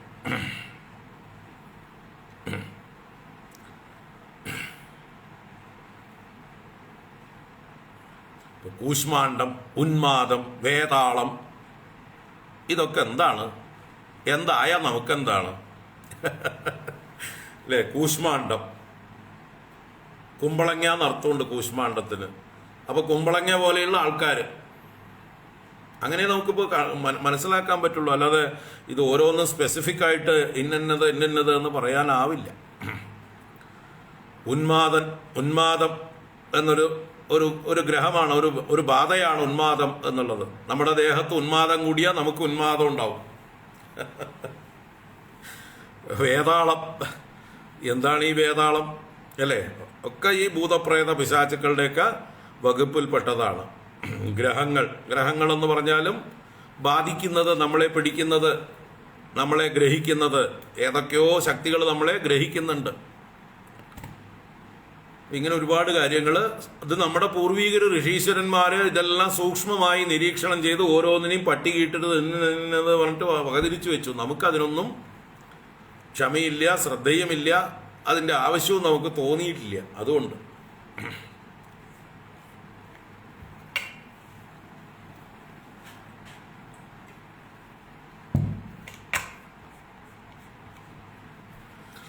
അപ്പോൾ ബ്രഹ്മാവ്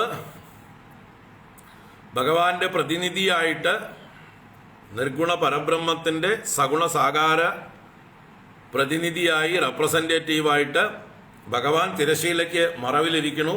ബ്രഹ്മദേവനെ മുമ്പിൽ നിർത്തിക്കൊണ്ട് ബ്രഹ്മദേവൻ ഈ പറഞ്ഞവരെയൊക്കെ സൃഷ്ടിക്കുന്നു എന്നാണ് ഈ പറഞ്ഞതിൻ്റെ താല്പര്യം. ഇങ്ങനെ വൈവിധ്യങ്ങളെയൊക്കെ സൃഷ്ടിക്കുന്നു. പ്രജാപതീൻ മനൂൻ ദേവാൻ ഋഷീൻ പിതൃഗണാൻ പൃഥക് സിദ്ധചാരണ ഗന്ധർവാൻ വിദ്യാദ്ര ആസുരഗുഹ്യകാൻ കിന്നര അപ്സരസോ നാഗാൻ സർപ്പാൻ കിം പുരുഷോരകാൻ മാതൃ രക്ഷ പിശാചാംശ്ച പ്രേതഭൂത വിനായകാൻ കൂഷ്മാണ്ഡ ഉന്മാദ വേതാളാൻ യാതുദാനാൻ ഗ്രഹാനപി കകാൻ മൃഗാൻ പശൂൻ വൃക്ഷാൻ ഗിരീൻ നൃപസരീസൃപാൻ ദ്വിവിധാശ്ചതുർവിധായേന്നി ജലസ്ഥലനഭൗഗസഃ കുശലാകുശലാമിശ്രാः കർമ്മണാം ഗതയസ്തിമാः ദ്വിവിധാः ചതുർവിധാः ജലസ്ഥലനഭൗഗസഃ യേ അന്യേ താൻ വിദത്തേ കുശലാകുശലാः മിശ്രാः ഇമാः കർമ്മണാം ഗതയഃ. അപ്പോൾ ദ്വിവിധാः ചതുർവിധാः, 2 പ്രകാരത്തിലും 4 പ്രകാരത്തിലും എന്നൊക്കെ പറഞ്ഞു. എന്താണ് ഈ 2 പ്രകാരം? 2 പ്രകാരം എന്ന് പറഞ്ഞാൽ സ്ഥാവരം ജംഗമം, സ്ഥിരം ചരം. ഇതിനാണ് ചരം അചരം എന്നൊക്കെ പറയില്ലേ നമ്മൾ. ചരാചരങ്ങൾ, സ്ഥാവര ജംഗമങ്ങൾ, സ്ഥിര അചരങ്ങൾ അല്ല സ്ഥിര ചരങ്ങൾ. ഇങ്ങനെ ഇതിനെ 2 വിധം എന്ന് പറഞ്ഞു. ദ്വിവിധാഹ ചതുർവിധാഹ. എന്താ ചതുർവിധാഹ? 4 വിധത്തിലുള്ള സൃഷ്ടികളുണ്ട്. എങ്ങനെയൊക്കെയാണ് സൃഷ്ടികൾ 4 വിധത്തിലാവുന്നത്? അത് അണ്ടജം, ഉദ്ഭിജം, സ്വേദജം, ജരായുജം. ഇങ്ങനെ 4 രീതിയിൽ ജനിക്കുന്നത്. അണ്ടജം എന്ന് പറഞ്ഞാൽ മുട്ടയിൽ നിന്ന് വിരിയുന്നത്. മുട്ടയായി ജനിച്ച് പിന്നെ മുട്ട പൊട്ടി പുറത്തേക്ക് ജനിക്കുന്നത് കൊണ്ട് അണ്ടജം. ഒരു രീതിയിൽ പ്രത്യുൽപാദനം നടക്കുന്നത് ഇങ്ങനെയാണ്. അണ്ടങ്ങളിലൂടെ പ്രത്യുൽപാദനം നടക്കുന്നത് അണ്ടജം. പിന്നെ ഉദ്ഭിജം എന്ന് പറഞ്ഞാൽ ഭൂമിയിൽ വിത്തുകൾ വിതയ്ക്കുമ്പോൾ ആ വിത്തുകൾ മുകളിലോട്ടാണ് ഭൂമിയെ ഭേദിച്ച് പുറത്തേക്ക് വരുന്നത്. ഉദ്ഭിജങ്ങൾ ഉദ്ഭേദിച്ച് ജനിക്കുന്നത്, ഭൂമി പിളർന്ന് മുകളിലോട്ട് വരുന്നത്, അത് ഉദ്ഭിജങ്ങൾ. പിന്നെ സ്വേദജം എന്ന് പറഞ്ഞാൽ സ്വെറ്റിൽ നിന്നുണ്ടാകുന്നത്, ഈ ഉഷ്ണത്തിൽ അല്ലെങ്കിൽ വിയർപ്പിൽ നിന്ന് ഉണ്ടാകുന്നത്. എവിടെയൊക്കെ തണുപ്പുണ്ടോ അവിടെയൊക്കെ ഉണ്ടാവും ഫംഗസുകൾ. മനുഷ്യ ശരീരത്തിൽ മാത്രമല്ല തന്നെ ഉണ്ടാകും അല്ലേ. ഇപ്പം നമ്മുടെ വീട് തന്നെ വാതിലൊക്കെ ഭദ്രമായിട്ട് പൂട്ടിയിട്ട് വെച്ചോളൂ. ഒരു എട്ടുകാലിക്കോ ഉറുമ്പിനോ അകത്തേക്ക് കിടക്കാനുള്ള വഴി പോലും ഇല്ലാതെ നിങ്ങൾ എത്ര സീൽ ചെയ്ത് പൂട്ടിയാലും ഒരു വർഷം കഴിഞ്ഞ് നിങ്ങൾ വീട്ടിലേക്ക് വന്ന് നോക്കുമ്പോൾ അതിനകത്ത് പല ജന്തുക്കളും ഉണ്ടാവും. എവിടുന്നുണ്ടായി? അതെവിടെയെങ്കിലുമൊക്കെ വെള്ളം കെട്ടി നിന്നാൽ മതി, ഈർപ്പം ഉണ്ടായാൽ മതി. ആ ഈർപ്പത്തിൽ നിന്ന് ആദ്യം ചെറുതായി സൂക്ഷ്മമായിട്ടുണ്ടാകും, പിന്നെ അത് വലുതായി വലിയ പുഴുക്കളോ അട്ടകളോ ഒക്കെ ആയിട്ട് മാറും. അത് വലിയ വലിയ രൂപമായിട്ട് പ്രാപിച്ചിട്ടുണ്ട്. അതിന് അത്രയും വലുപ്പം കണ്ടു കഴിഞ്ഞാൽ നമ്മൾ വിചാരിക്കും ഇത് ഏത് വഴിക്ക് എൻ്റെ വീട്ടിനകത്തേക്ക് കയറാൻ ഒരു ദ്വാരം പോലും ഞാൻ എല്ലാം സീൽ ചെയ്തിട്ടുണ്ടല്ലോ, എല്ലാം നെറ്റ് അടക്കം വെച്ചിട്ടുണ്ട്, എയർ ഹോൾ അടക്കം നെറ്റ് അടച്ച് ഇതാക്കിയിട്ടുണ്ടെന്നൊക്കെ പറഞ്ഞാലും നിങ്ങളൊരു 6 മാസം വീട്ടിലില്ലെങ്കിൽ അതിനകത്ത് പല ജന്തുക്കളും ഉണ്ടാവും. അത് എവിടുന്നാ വരണമെച്ചാൽ അത് വരും. അത് ഈശ്വര നിശ്ചയമാണ്. അപ്പോൾ എവിടെയെങ്കിലും ഇത്തിരി വെള്ളം കെട്ടി നിന്നാൽ മതി, ഒരു ഫംഗസ് ഉണ്ടാവാനുള്ള സാധ്യത ഉണ്ടായാൽ മതി. അത് തന്നെ വളർന്ന് വലുതായി വലിയ പുഴുവും കൃമിയും പാറ്റയും ഒക്കെ ആയിട്ട് പരിണമിക്കും. ഭഗവാൻ ആരാ മുതല്? എന്തൊക്കെ സാധ്യതകൾ എവിടെയൊക്കെയാ ഒളിപ്പിച്ചു വെച്ചിരിക്കണമെന്ന് ആർക്കറിയാം? ഭഗവാന്റെ ഇന്ദ്രജാലമാണിതെല്ലാം. അപ്പോൾ അതാണ് സ്വേദജം എന്ന് പറയുന്നത്. അതുപോലെ ജരായുജം എന്ന് പറഞ്ഞാൽ ഗർഭപാത്രത്തിലൂടെ ജനിക്കുന്നത്. ഗർഭപാത്രത്തിൽ വളർന്ന് പിന്നീട് പുറത്തേക്ക് വരുമ്പോൾ ആ ഗർഭപാത്രത്തിൽ നിന്ന് ആ പ്ലാസൻ്റയോടുകൂടി അല്ലേ പുറത്തേക്ക് വരുന്നു. ജരായു എന്ന് പറയുന്നത് ആ കവറാണ്, ഗർഭത്തെ ആവരണം ചെയ്തിരിക്കുന്ന ആ ചർമ്മം. ആ കവറിൻ്റെ പേരാണ് ജരായു. ആ ജരായുവിൽ നിന്ന് ജനിക്കുന്നത് ജരായുജം. പശുവും മറ്റു ജന്തുക്കളൊക്കെ പ്രസവിച്ചു കഴിയുമ്പോൾ അതിൻ്റെ പുറകെ മാച്ച് വീഴുക എന്ന് പറഞ്ഞിട്ട് നമ്മൾ കാത്തിരിക്കും അല്ലേ? അത് ഈ കവറ് തന്നെയാണ്. ആ കവറ് പുറത്തേക്ക് വരും, വിസർജിക്കും, അതിനെ കളയണം. അത് തൽക്കാലം ഉണ്ടായതാണ്, ഒരു പ്രൊട്ടക്ഷൻ. ഈശ്വരൻ്റെ നിയമം, ഈശ്വരൻ്റെ ഒരു ലീല.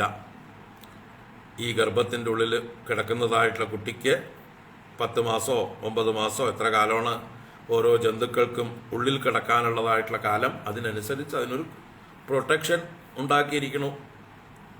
ഭഗവാന്റെ വക കവചം, അത് ജരായു. അപ്പം ഇങ്ങനെ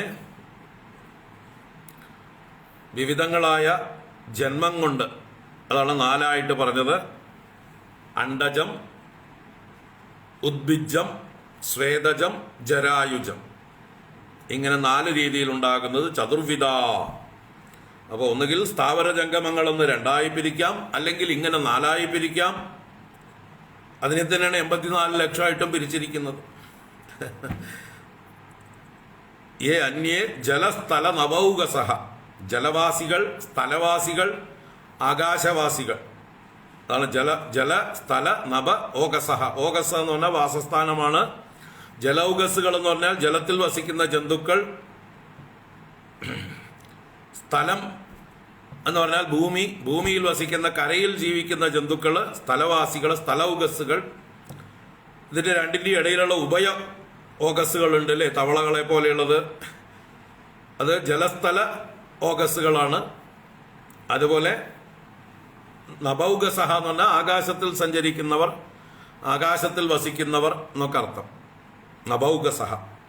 കുശലാ കുശലാ മിശ്രാഹ കർമ്മണാം ഗതയഃ തു ഇമാഹ. ഇമാഹ, ഈ പറഞ്ഞതൊക്കെ കർമ്മണാം ഗതയഃ, ഓരോരുത്തരുടെയും കർമ്മങ്ങൾക്കനുസരിച്ചിട്ടുള്ള ഗതികളാണ്. കർമ്മം എന്ന് പറഞ്ഞാലോ പൂർവകർമ്മങ്ങൾ. അവരുടെ പുണ്യപാപങ്ങൾക്കനുസരിച്ച് അവർക്ക് കുശലവും അകുശലവും അല്ലെങ്കിൽ മിശ്രവും ആയിരിക്കുന്ന ഗതികളെ കിട്ടുന്നു. കുശലം എന്ന് പറഞ്ഞാലോ ഏറ്റവും സുഖമുള്ളതായിട്ടുള്ള അവസ്ഥകൾ. ഇപ്പൊ ദേവാദി ജന്മങ്ങളൊക്കെ കുറച്ച് കുശലങ്ങളായിട്ട് കണക്കാക്കുന്നു. മനുഷ്യജന്മം മിശ്രമായിട്ട് കണക്കാക്കുന്നു. തിര്യക് യോനികള് അകുശലങ്ങളായിട്ട് കണക്കാക്കപ്പെടുന്നു. പാപയോനികളായിട്ടാണ്, അടിമത്തമുള്ളവരാണ് ജന്തുക്കളൊക്കെ. സ്വാതന്ത്ര്യമില്ലാത്തവരാണ്, ചിന്തിക്കാൻ കഴിവില്ലാത്തവരാണ്, പരിമിതമായ ശക്തികൾ മാത്രമുള്ളവരാണ്. അതുകൊണ്ട് അകുശല ജന്മം ജന്തുക്കള്, തിര്യക്കുകളെല്ലാം, ഇഴജന്തുക്കളും പറവകളും ഒക്കെ അകുശല ജന്മമാണ്. മനുഷ്യൻ മിശ്ര ജന്മമാണ്. മിശ്രമായിട്ടുള്ള പുണ്യപാപങ്ങളെ കൊണ്ടാണ് മനുഷ്യജന്മം.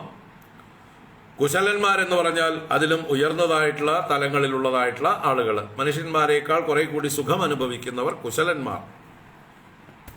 അപ്പൊ ഇങ്ങനെ മിശ്രങ്ങളും കുശലാകുശലങ്ങളുമായി ഇതെല്ലാം തന്നെ കർമ്മത്തിനനുസരിച്ചിട്ടുള്ള ഗതികളാണ്. ഓരോരുത്തരുടെയും മെറിറ്റിനനുസരിച്ച് അവർക്ക് സൗകര്യങ്ങൾ കൊടുക്കുന്നു അല്ലേ? ഓരോ സ്ഥാപനത്തിൽ ജോലിക്കെടുക്കുമ്പോൾ അവരവരുടെ മെറിറ്റിനനുസരിച്ചാണ് സ്ഥാനമാനങ്ങൾ കൊടുക്കുന്നത്. അതിനനുസരിച്ചാണ് ശമ്പളവും പ്രൊമോഷനും ഒക്കെ കൊടുക്കുന്നത്. അതിനനുസരിച്ചാണ് അവർക്ക് ക്വാർട്ടേഴ്സ് കൊടുക്കുന്നുണ്ടെങ്കിലും അതിലും വകഭേദങ്ങൾ ഉണ്ടാവും അല്ലേ? വലിയ വലിയ മാനേജർമാരുടെ ക്വാർട്ടേഴ്സ് വേറെ, മറ്റ് എക്സിക്യൂട്ടീവ്സിന്റെ ക്വാർട്ടേഴ്സ് വേറെ, ക്ലറിക്കൽ കാഡറിലുള്ളവരുടെ ക്വാർട്ടേഴ്സ് വേറെ. അതിനൊക്കെ ഗ്രൂപ്പ് തിരിച്ചിട്ടുണ്ടാവും, ഗ്രേഡ് തിരിച്ചിട്ടുണ്ടാവും. LIG, MIG, HIG കോളനികളുണ്ട് അല്ലേ? Low income group, middle income group, high income group. പിന്നെ അതിലും വെച്ച് പുറത്ത് പോഷായിട്ട് ജീവിക്കുന്ന ആൾക്കാരുണ്ട്. അപ്പം അതുപോലെ പുണ്യങ്ങൾക്കനുസരിച്ച് ലോ പുണ്യം ഗ്രൂപ്പ്, മിഡിൽ പുണ്യം ഗ്രൂപ്പ്, ഹയർ പുണ്യം ഗ്രൂപ്പ്, ഇങ്ങനെ യോനികളെ, ഇങ്ങനെ ജീവജാലങ്ങളെ തിരിച്ചിരിക്കുന്നു. ഇമാഹ ഗതയഃ ദ്വിവിധാ ചതുർവിധായേന്യേ ജലസ്ഥലനവൗകസഃ കുശലാ മിശ്രാഃ കർമ്മണാം ഗതയസ്തിമാഃ സത്വം രജസ്തമൈതി തിസ്രഃ സുരനൃനാരകാഃ തത്രാപി ഏകൈകശോ രാജൻ വിദ്യന്തേ ഗതയസ്ത്രിധാ.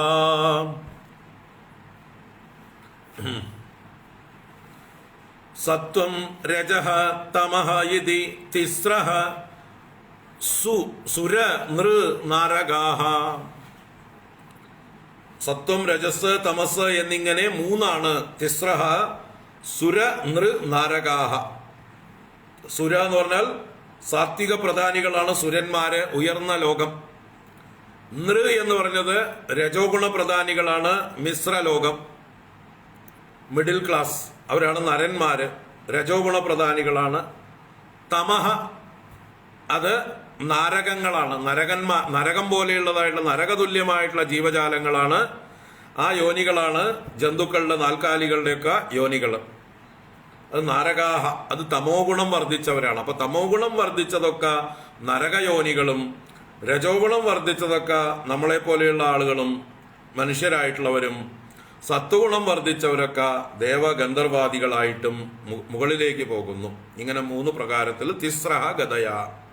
തത്രാപി അവിടെയും ഏകൈകശോ രാജൻ വിദ്യന്തേ ഗതയ ത്രിത. ഓരോന്നിനെയും പിന്നെയും അതിന്റെ ഇടയിലും ത്രിത വിദ്യത എന്ന് പറഞ്ഞപ്പോൾ നമ്മൾ മനുഷ്യര് മറ്റേ രജോ ഗുണ പ്രധാനികളാണെന്ന് പറഞ്ഞു. ഈ രജോ ഗുണത്തിന്റെ ഇടയിലും സത്വഗുണം കൂടിയ മനുഷ്യരുണ്ട്, രജോ ഗുണം കൂടിയ മനുഷ്യരുണ്ട്, തമോ ഗുണം കൂടിയ മനുഷ്യരുണ്ട്. അവിടെയും ദേവന്മാരുടെ ഇടയിലും അവർ സാത്വിക പ്രധാനികളാണെങ്കിലും അതിലും സാത്വികന്മാര്, സാത്വിക രാജസന്മാര്, രാജസ സാത്വികന്മാര്, രാജസ താമസന്മാര്, താമസ രാജസന്മാര് എന്നൊക്കെ പറഞ്ഞിങ്ങനെ താഴേക്ക് ഗതികൾ വ്യത്യസ്തം. അവിടെയും കുറച്ചൊക്കെ കൂടിയും കുറഞ്ഞിരിക്കും, ഗ്രേഡുകൾ മാറിയിരിക്കും. അതുപോലെ താഴേക്ക് പോയാലും ജന്തുക്കളെല്ലാം ഒരുപോലെയല്ല.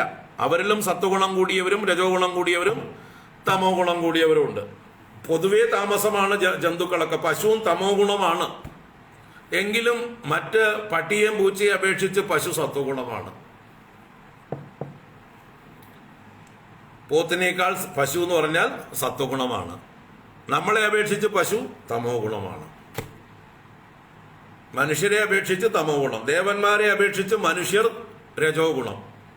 മനുഷ്യരുടെ ഇടയിൽ പരസ്പരം നോക്കുമ്പോൾ, താരതമ്യം ചെയ്യുമ്പോൾ അതിൽ സത്വം രജസ് തമസ് എന്നുള്ള ഡിവിഷൻസ് വേറെയുണ്ട്. അപ്പൊ ആദ്യം 3 ഡിവിഷൻ, ഭൂർഭുവ സ്വഹ എന്നൊക്കെ പറഞ്ഞ പോലെ 3 ഡിവിഷൻ, അല്ലെങ്കിൽ സ്വർഗം, ഭൂമി, നരകം എന്നിങ്ങനെ 3ആയിട്ട് തിരിക്കാം. അതിൽ തന്നെ പിന്നെയും 3ആയി തിരിക്കാം. 3നെ പിന്നെയും നിങ്ങൾക്ക് ഇഷ്ടം പോലെ തിരിച്ചോളൂ. പണിയൊന്നുമില്ലെങ്കിൽ ഇരുന്ന് തിരിച്ചോളൂ. ഇങ്ങനെ പറഞ്ഞു തരികയാണ് നമുക്ക്. സത്വം രജസ്തമൈതി തിസ്രഃ സുരനൃനാരകാഃ തത്രാപി ഏകൈകശോ രാജൻ വിദ്യന്തേ ഗതയസ്ത്രിധാ യഥാ ഏകൈകതരോ അന്യാഭ്യാം സ്വഭാവ ഉപഹന്യതേ.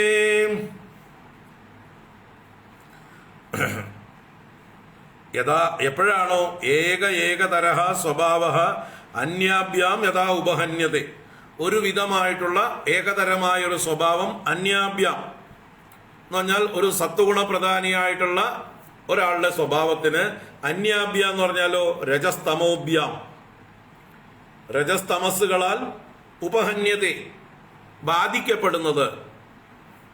അപ്പോൾ സ്വഭാവ ഉപഹന്യത, സ്വഭാവത്തിൽ മാറ്റം ഉണ്ടാകുന്നു, ബാധയുണ്ടാകുന്നു. നല്ല സാത്വികനായിരുന്നു, അയാളിൽ രജോ ഗുണവും തമോ ഗുണവും കലർന്നു, എന്താവും? മിശ്രവും അധപ്പതിക്കും. നല്ല രജോ ഗുണം ഉണ്ടായിരുന്ന ആളില് സത്വഗുണം വർദ്ധിച്ചു, അപ്പൊ അതിന്റെ ഉപഹാനി ഉണ്ടാവും, അതിന്റെ ബാധയുണ്ടാവും, അയാൾ സാത്വികനായി മാറും. നല്ല തമോ ഗുണമായിരുന്ന ജന്തുവില് ഏതെങ്കിലും സത്വഗുണമോ രജോ ഗുണമോ വന്നു ചേർന്നാൽ അതിന്റെ വ്യത്യാസം ഉണ്ടാവും. അപ്പോൾ ഒരു ഗുണപ്രധാനമായിരുന്ന ഒരു ആളിൽ മറ്റ് രണ്ട് ഗുണങ്ങളും വന്നു ചേരുമ്പോൾ അതിൻ്റെ ബാധ കൊണ്ട്, അതിൻ്റെ കലർപ്പ് കൊണ്ട് സങ്കരമായി പോകുകയാണ് എന്ന് പറയുന്നു. ഇത്രയേ ഉള്ളൂ വിഷയം, അത്രയേ ഉള്ളൂ. മാത്തമാറ്റിക്സ് ആണൊക്കെ, പെർമ്യൂട്ടേഷൻ, കോമ്പിനേഷൻ.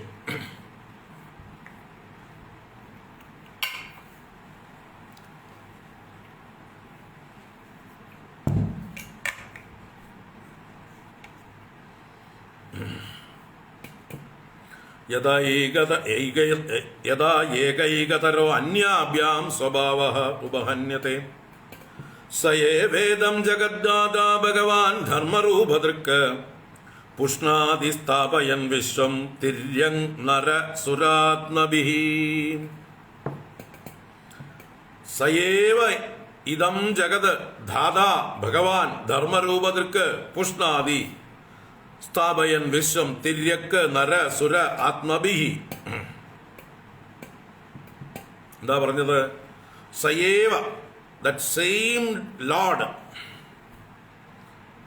പരനായിരിക്കുന്ന അകർമ്മകനായ ഈശ്വരൻ തന്നെ സൃഷ്ടി ചെയ്യുമ്പോൾ ബ്രഹ്മാവ് എന്ന് പറഞ്ഞതുപോലെ ഇവിടെ പറയാണ് സയേവ, ഹി ഹിംസെൽഫ്, ഇദം ജഗത്, ഈ ജഗത്തിനെ ദാദാ ധരിക്കുന്നവനായ ഭഗവാൻ ധർമ്മരൂപദൃക്, ധർമ്മരൂപത്തെ ധരിക്കുന്നവനായിട്ട്. ഇവിടെ ധർമ്മം വന്നാൽ ഈ പ്രപഞ്ചത്തെ ധരിക്കുന്ന നിയമം തന്നെയാണ് ധർമ്മം, അത് തന്നെയാണ് വിഷ്ണു.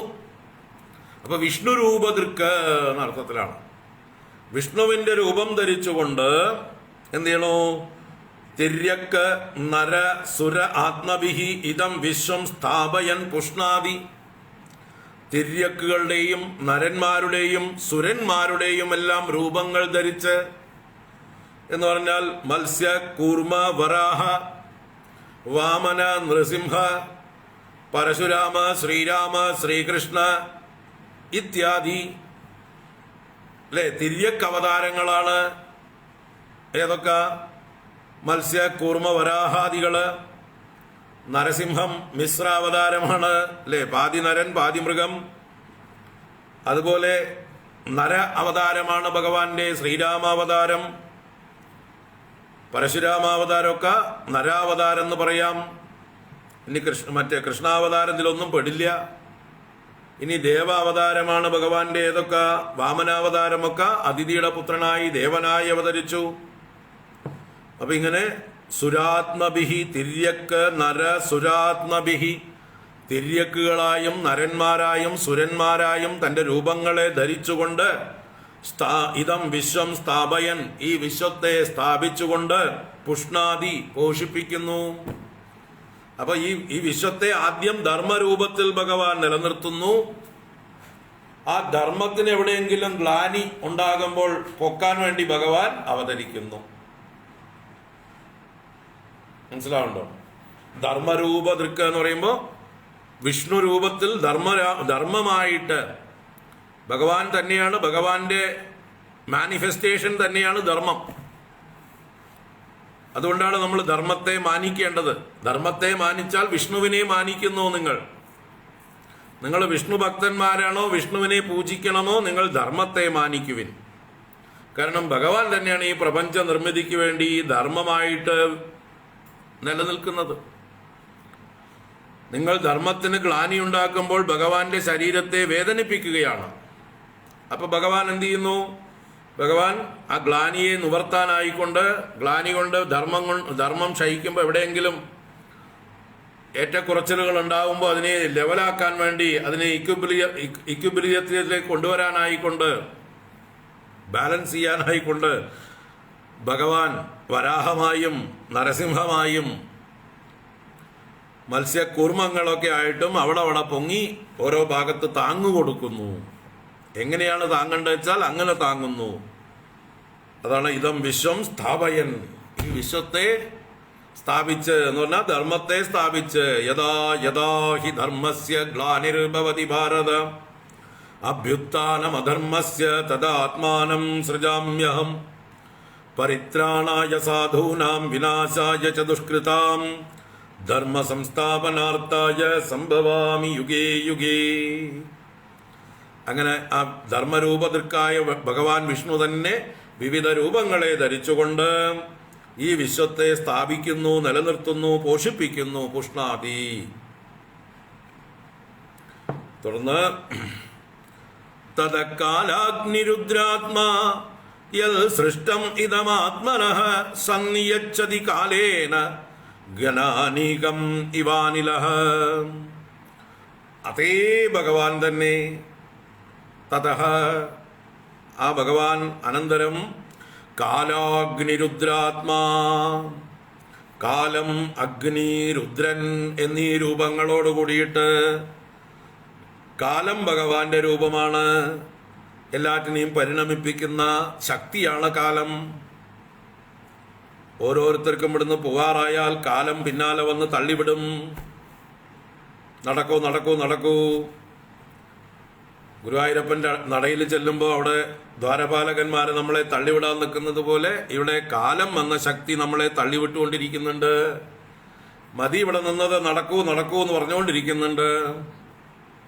നമ്മളെ തള്ളിവിട്ടുകൊണ്ടിരിക്കുന്നുണ്ട്. നമുക്ക് നിക്കക്കള്ളിയൊന്നുമില്ല എവിടെയും. അങ്ങനെ കാലമായിട്ട് ഭഗവാൻ കളിക്കുന്നുണ്ട്. അഗ്നിയായിട്ട് എല്ലാറ്റിനെയും ദഹിപ്പിക്കുന്നുണ്ട്, തപിപ്പിക്കുന്നുണ്ട്, മാറ്റങ്ങൾക്ക് കാരണമാകുന്നുണ്ട്. രുദ്രനായിക്കൊണ്ട് ആ കർത്തവ്യത്തെ ചെയ്യുന്നുണ്ട്. സംഹാരം, അതിന് നേതൃത്വം കൊടുക്കുന്ന ദേവതയാണ് രുദ്രൻ. അപ്പൊ ഇങ്ങനെ ഭഗവാൻ തന്നെ കാലം, അഗ്നി, രുദ്രൻ എന്നിങ്ങനെ രൂപങ്ങളോടുകൂടി കാലേന ഗനാനീകം അനിലഹ ഇവ. അനിലൻ ഗനാനീകത്തെ പോലെ എന്ന് വെച്ചാൽ വായു മേഘസമൂഹത്തെ തള്ളിവിടുന്നത് പോലെ കാലസ്വരൂപനായ ഭഗവാൻ സന്നിയച്ഛതി, ഈ വിശ്വത്തെ തന്നിലേക്ക് തന്നെ നിയമിക്കുന്നു, അടക്കുന്നു. സന്നിയച്ഛതി, സംഗ്രഹിക്കുന്നു. വായു മേഘത്തെ നശിപ്പിക്കുന്നത് പോലെ കാലസ്വരൂപനായ ഭഗവാൻ ഈ വിശ്വത്തെ തന്നെ ഛിന്ന ഭിന്നമാക്കി കാണാതെയാക്കുന്നു. കാറ്റടിച്ചു കഴിഞ്ഞാൽ എത്ര വലിയ മേഘങ്ങളും കാണാതെയാവും. നല്ല കറുത്ത കാർമേഘങ്ങൾ കൂടി നിൽക്കുകയായിരുന്നു. നമ്മൾ വിചാരിച്ചു ദപ്പ മഴ പെയ്യും, നല്ല ഗംഭീര മഴ കിട്ടുന്നു വിചാരിച്ചിരിക്കുമ്പോഴാണ് എവിടുന്നാന്നറിയില്ല ഒരു കാറ്റ് വന്നു. ആ കാറ്റ് ഇത്രയും ഗംഭീരമായ മഴയെ പ്രതീക്ഷിച്ചിരിക്കുന്ന നമ്മുടെ മുമ്പിൽ ആ മേഘത്തിന്റെ ഒരു പൊടി പോലും ഇല്ലാതെ കൊണ്ടുപോയി. എവിടെ കൊണ്ടുപോയി? അതതിന് ഇഷ്ടമുള്ളിടത്തേക്ക് കൊണ്ടുപോയി. അതുപോലെ കാലസ്വരൂപനായ ഭഗവാൻ ഈ പ്രപഞ്ചത്തെ, മേഘത്തെ കാറ്റെന്ന പോലെ ഛിന്ന ഭിന്നമാക്കി കാണാതെയാക്കുന്നു. അപ്പോ രുദ്രരൂപത്തിൽ സംഹരിക്കുന്നതും ആരാണ്? ഭഗവാൻ തന്നെയാണ്.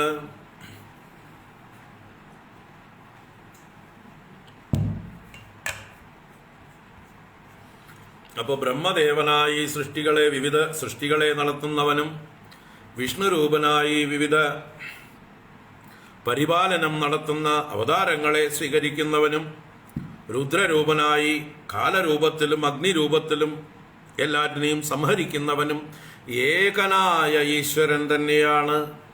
ഒരേ ആള് തന്നെയാണ് ഇതിൻ്റെ എല്ലാം പുറകില്. അതാണ് ഇവിടെ അദ്ദേഹം തന്നെ എന്ന് ഉറപ്പിച്ച് പറഞ്ഞു പോകുന്നത്. ഇത് നമ്മുടെ ഉള്ളിലും ഉറയ്ക്കണം. അപ്പൊ ഭേദബുദ്ധിയൊക്കെ അസ്തമിക്കും. ഇത്തം ഭാവേന കഥിതോ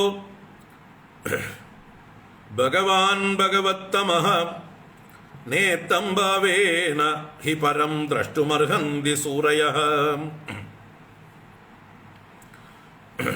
ഭഗവത്തമഃ, ഭഗവാൻ എന്ന് പറയുന്നതിൽ തമനായിരിക്കുന്നവൻ, ഉത്തമനായിരിക്കുന്നവൻ.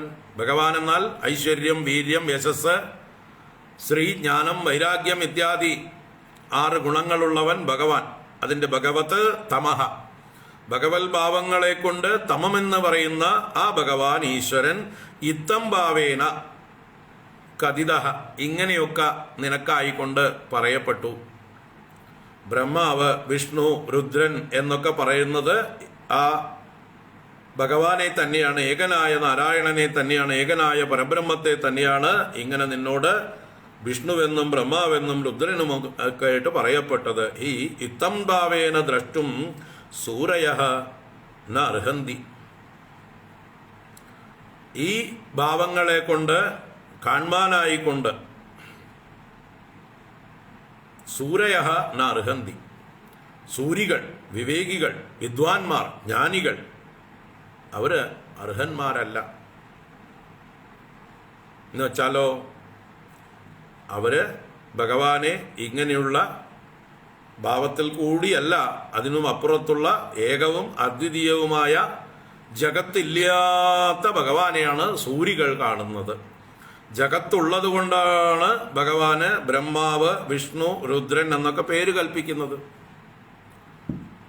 3 ഡ്യൂട്ടി ചെയ്യുന്നത് കൊണ്ട് കൽപ്പിക്കുന്ന പേരാണ് 3. സൃഷ്ടി ചെയ്യുന്നവനെ ബ്രഹ്മാവെന്ന് വിളിച്ചു, പരിപാലനം ചെയ്യുന്നവനെ വിഷ്ണു എന്ന് വിളിച്ചു, സംഹരിക്കുന്നവനെ രുദ്രൻ എന്ന് വിളിച്ചു. വാസ്തവത്തിൽ ഇല്ലാത്തത് എന്തിനെയാണ് നിങ്ങൾ സൃഷ്ടിച്ചത്? ഇല്ലാത്തത് എന്തിനെയാണ് നിങ്ങൾ സംരക്ഷിച്ചത്? ഇല്ലാത്തത് എന്തിനെയാണ് നിങ്ങൾ സംഹരിച്ചത് എന്ന് ചോദിക്കും ആര്? സത്യമറിയുന്നവര്.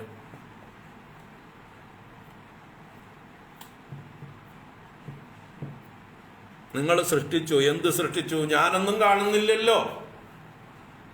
ഞാൻ ആകെ കൂടി കാണുന്നത് ഏകവും അദ്വിതീയവുമായുള്ള ഒരേ ഒരു വസ്തുവിനെ.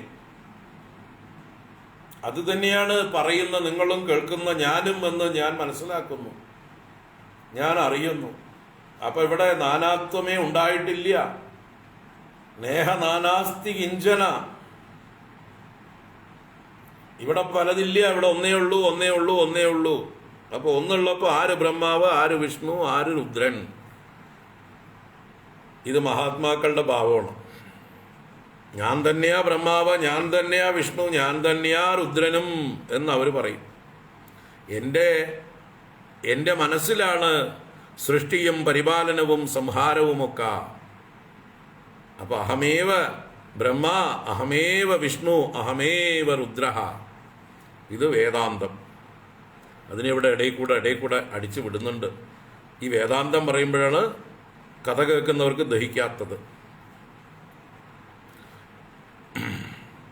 ഭാഗവതം എന്ന് പറഞ്ഞാൽ വെറും ആരുടെയോ കഥയായിട്ട് ഇങ്ങനെ കേട്ടോണ്ടിരിക്കാൻ രസമാണ് അല്ലേ? അത് നമ്മുടെ കഥയാക്കുമ്പോൾ പ്രശ്നമാവുന്നു. ഇത് വാസ്തവത്തിൽ നമ്മുടെ കൂടി കഥയാണ്. അപ്പോൾ സൂരികൾ ഇങ്ങനെ പലത് കാണുന്നില്ല. സൂരികൾ കാണുന്നില്ല. സൂരികൾ ഒന്നേ കാണുന്നുള്ളൂ, ഏകവും അദ്വിതീയവുമായ ഒരേ വസ്തുവിനെ.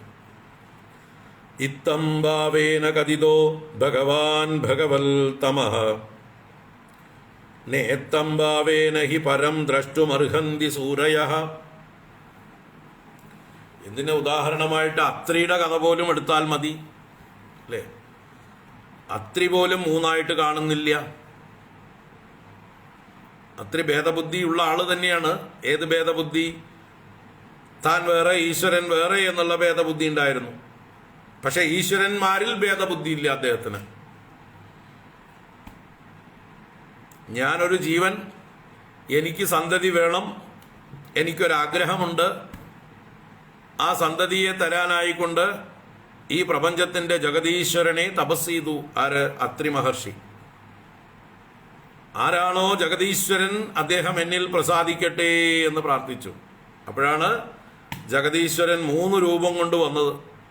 ബ്രഹ്മാവായും വിഷ്ണുവായും രുദ്രനായും അത്രിയുടെ മുമ്പിൽ പ്രത്യക്ഷപ്പെട്ടു. അപ്പൊ അത്രി മഹർഷി ചോദിച്ചു, ഇപ്പൊ ഞാൻ ആരെയാ വിളിച്ച്? ഞാൻ ഒരാളെയല്ലേ വിളിച്ചുള്ളൂ, നിങ്ങളെന്താ 3 വന്നിരിക്കണത് എന്ന് ചോദിച്ചു. അപ്പൊ അവര് 3 കൂടി പറഞ്ഞു, ഞങ്ങൾ 3 കൂടി ഒന്നാണ് എന്ന്. അങ്ങ് ഒന്നിനെ വിളിച്ചപ്പോൾ ഞങ്ങൾ 3 വരാൻ നിർബന്ധിതരായി. ഞങ്ങൾ രൂപം എടുത്ത് വരികയാണെങ്കിൽ ഇങ്ങനെ വരാൻ പറ്റുള്ളൂ, ഒന്നിന് വരാൻ പറ്റില്ല. അതുകൊണ്ട് ഞങ്ങൾ 3 രൂപം എടുത്തിട്ട് വന്നു. അപ്പോ ദേഹാഭിമാനമുള്ള ജീവഭാവമുള്ള അത്രി എന്ന പ്രജാപതി മഹാനാണ് അദ്ദേഹം. അദ്ദേഹം പോലും ഈശ്വരനിൽ ഭേദഭാവം കണ്ടില്ല. 3 ഒന്നായി കണ്ടവനാണ് അത്രി. ത്രിത്വം ഇല്ലാത്തവൻ, 3 ഭാവം ഇല്ലാത്തവൻ, ബ്രഹ്മ വിഷ്ണു മഹേശ്വരൻ എന്ന് ഭേദബുദ്ധി ഇല്ലാത്തവൻ അത്രി. ഭേദബുദ്ധി ഉള്ളവര് ദക്ഷന്മാര്. ദക്ഷന്മാർക്കാണ് ഭേദബുദ്ധി. ഇപ്പം നമുക്കും ഭേദബുദ്ധി ഉറച്ചാലോ നമ്മളും ദക്ഷനേക്കാൾ മോശമാവും, അത്രയേ ഉള്ളൂ. ഇത്തം ഭാവേന കഥിതോ ഭഗവാൻ ഭഗവത്തമഃ നേത്തം ഭാവേന ഹി പരം ദ്രഷ്ടുമർഹന്തി സൂരയഃ നാസ്യ കർമാണി ജന്മാദൗ പരസ്യാനുവിധീയത്തെ കർത്തൃത്വ പ്രതിഷേധാർത്ഥം മായയാരോപിതം ഹി തത്.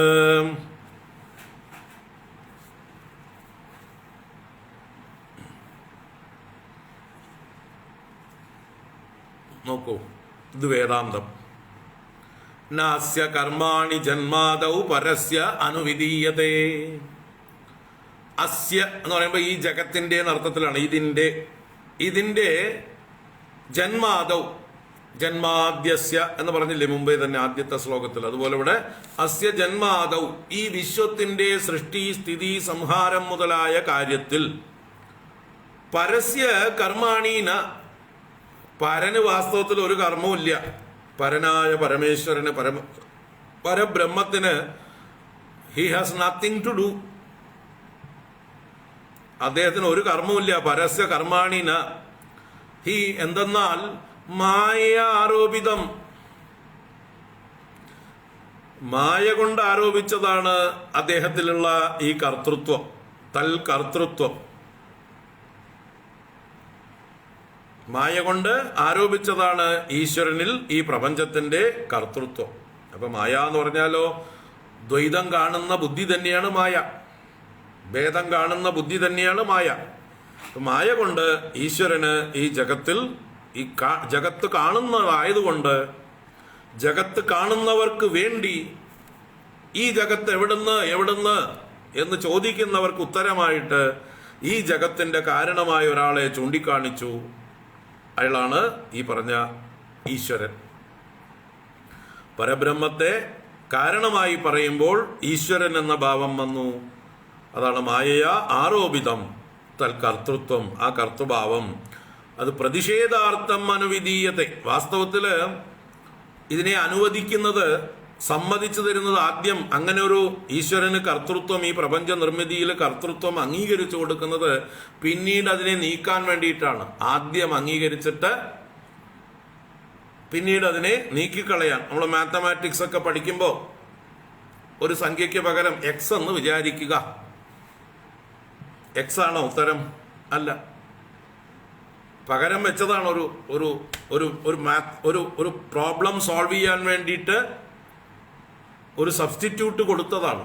അതുപോലെ നമ്മുടെ ബുദ്ധിക്ക് തൽക്കാലം ശമനമുണ്ടാകാൻ വേണ്ടി സമ്മതിച്ചു കൊടുത്തതാണ്. ശരി, നിങ്ങൾക്ക് ഈ പ്രപഞ്ചം ഉണ്ട് എന്നുള്ളത് നിങ്ങൾ അംഗീകരിക്കുകയാണെങ്കിൽ ഇതിനൊരു കർത്താവായിട്ട് ഈശ്വരനെ അംഗീകരിക്കാം നമുക്ക്.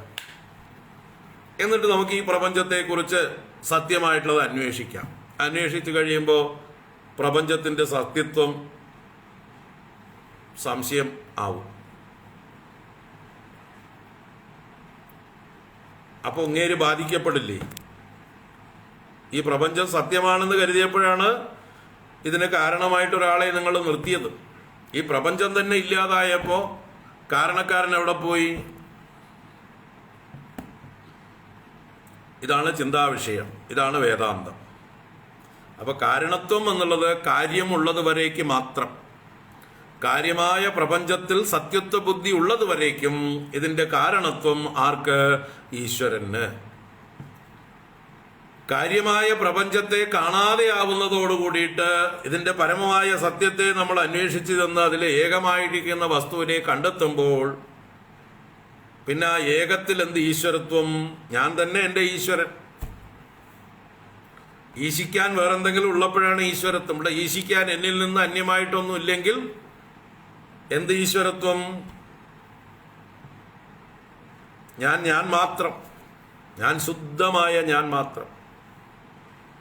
ഇത് രസകരമായിട്ടുള്ള ചിന്തയ്ക്ക് വിധേയമാക്കേണ്ടതാണ്. യാതൊരു ടെൻഷനും ഇല്ലാതെ ചിന്തിക്കുക. അപ്പോൾ പ്രതിഷേധിക്കാൻ വേണ്ടി അനുവദിച്ചതാണ് തൽക്കാലമുള്ള അനുവാദമാണ്. അയം തോ ബ്രഹ്മണ കൽപഃ സവികൽപഃ ഉദാഹൃതഃ വിധിഹി സാധാരണോ യത്ര സർഗാഃ പ്രാകൃതവൈകൃതാഃ അയം തു സവികൽപഃ ബ്രഹ്മണഃ കൽപഃ ഉദാഹൃതഃ. അയം ഇതാകട്ടെ സവികൽപഃ അവാന്തര കൽപ്പങ്ങൾ വികൽപ്പങ്ങളോടുകൂടിയ ബ്രഹ്മണഃ കൽപഃ ഉദാഹൃതഃ ബ്രഹ്മാവിന്റെ കൽപ്പം എന്ന് പറയപ്പെട്ടിരിക്കുന്നു. യത്ര പ്രാകൃത വൈകൃതാഃ സർഗാഃ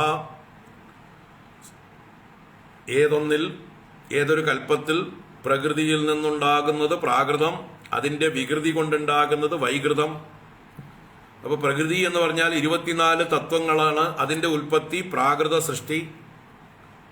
ആ തത്വങ്ങളുടെ കോമ്പിനേഷൻ കൊണ്ടുണ്ടാകുന്ന ജീവന്മാരുടെ അല്ലെങ്കിൽ ഓരോ ചരാചരങ്ങളുടെയും സൃഷ്ടി, ദേവന്മാര്, തെര്യക്കുകള്, മനുഷ്യന്മാർ ഇത്യാദി സൃഷ്ടിയെ വൈകൃതം എന്ന് പറയും. ആകാശം, വായു, അഗ്നി, ജലം, പൃഥ്വി മുതലായ പഞ്ചഭൂതങ്ങളും ഇന്ദ്രിയ ശക്തികളും ദേവതകളും അന്ധക്കരണങ്ങളൊക്കെ ഉണ്ടാവുന്നത് പ്രാകൃത സൃഷ്ടി. ഇതെല്ലാം കൂടിച്ചേർന്ന് കൊണ്ടിട്ട് ദേവന്മാരും മനുഷ്യന്മാരും ഉരകങ്ങളും നാഗങ്ങളും ഒക്കെ ഉണ്ടാകുന്നത് വൈകൃത സൃഷ്ടി, വികൃതി കൊണ്ടുണ്ടാകുന്ന വികൃതി, വികാരം. പ്രാകൃത വൈകൃതാഹ സർഗാഹ, അതുപോലെ സാധാരണ വിധിഹി സാമാന്യമായിട്ടുള്ള നിയമങ്ങൾ, ഇതെല്ലാം ബ്രഹ്മണഃ കൽപ്പഃ ഇത് ബ്രാഹ്മ കൽപ്പമാകുന്നു എന്നാണ് പറയുന്നത്. എന്നുവെച്ചാൽ ബ്രാഹ്മകൽപ്പം എന്നത് ഈ ബ്രഹ്മദേവൻ വിരാട് പുരുഷന്റെ ശിരസ്ഥാനത്ത് ഉണ്ടാവുന്ന കൽപ്പത്തിന്റെ പേരാണ് ബ്രാഹ്മകൽപ്പം എന്ന് പറയുന്നത്. വിരാട് പുരുഷൻ ഉണ്ടായി എന്ന് പറഞ്ഞില്ല, വിരാട് പുരുഷന്റെ ശിരസ്ഥാനത്തുണ്ടാകുന്ന ആ ആദ്യത്തെ കൽപ്പമാണ്. ബ്രഹ്മദേവൻ ആദ്യമായി ഉണ്ടാകുന്നത് ശിരസ്ഥാനത്താണ്, വിരാട് പുരുഷന്റെ ശിരസ്സിൽ, മൂർധാവില്. കാരണം വിരാട് പുരുഷന്റെ ശിരസ്സാണ് സത്യലോകം. ആ സത്യലോകത്താണ് ബ്രഹ്മദേവൻ ഉണ്ടാകുന്നത്. അപ്പോൾ നമ്മുടെ ബുദ്ധിയുടെയും മനസ്സിന്റെയും ഒക്കെ കേന്ദ്രം നമ്മുടെ ശിരസ്സാണ്. അവിടെയാണ് ബ്രഹ്മദേവൻ ഇരിക്കുന്നത്. അതിനെ ബ്രഹ്മദേവൻ ആദ്യമായി ഉണ്ടായ കൽപ്പത്തിന്റെ പേര് ബ്രാഹ്മകൽപ്പം എന്ന പേര്. ദ ഫസ്റ്റ് ഡേ, ബ്രഹ്മാവിന്റെ ഉൽപ്പത്തിയുടെ ഫസ്റ്റ് ഡേ, അതിനെ ബ്രാഹ്മകൽപ്പം എന്ന് പറയാം. ഇനി ഇതാ വേറൊരു കൽപ്പത്തെക്കുറിച്ച് സൂചിപ്പിക്കുന്നു. നോക്കൂ. പരിമാണം ച കാലസ്യ കൽപ്പലക്ഷണ വിഗ്രഹം യഥാ പുരസ്താദ് വ്യാഖ്യാസ്യേ പാത്മം കൽപ്പം അതോ ശൃണു. കാലസ്യ പരിമാണം കൽപ്പലക്ഷണ വിഗ്രഹം പാത്മം കൽപ്പം പുരസ്താദ് യഥാ വ്യാഖ്യാസേ അതോ ശൃണു. കാലത്തിന്റെ പരിമാണങ്ങളെക്കുറിച്ച്, ചെറുതും വലുതുമായിരിക്കുന്ന അളവുകളെക്കുറിച്ച്, അല്ലേ, നിമിഷം മുതൽക്ക് ബ്രഹ്മാവിന്റെ ആയുസ് വരെയുള്ളതായിട്ടുള്ള കാലഗണനകളുണ്ട്. അപ്പോൾ അങ്ങനെ ചെറുതായിരിക്കുന്നതും വലുതായിരിക്കുന്നതുമായിട്ടുള്ള പരിമാണം. കൽപ്പലക്ഷണ വിഗ്രഹം, കൽപ്പത്തിന്റെ ലക്ഷണവും സ്വരൂപവും. ഒരു കൽപ്പത്തിന്റെ സ്വരൂപം എന്താണ്, അതിന്റെ ലക്ഷണം എന്താണ്, ഇതിനെക്കുറിച്ചൊക്കെ പിന്നീട് പറയാം. പാത്മം കൽപ്പം പുരസ്താദ് യഥാ വ്യാഖ്യാസേ അതോ ശൃണു. ഞാൻ പാത്മകൽപ്പത്തെക്കുറിച്ച് പറയുമ്പോൾ കേട്ടോളൂ എന്നാ പറയുന്നത്.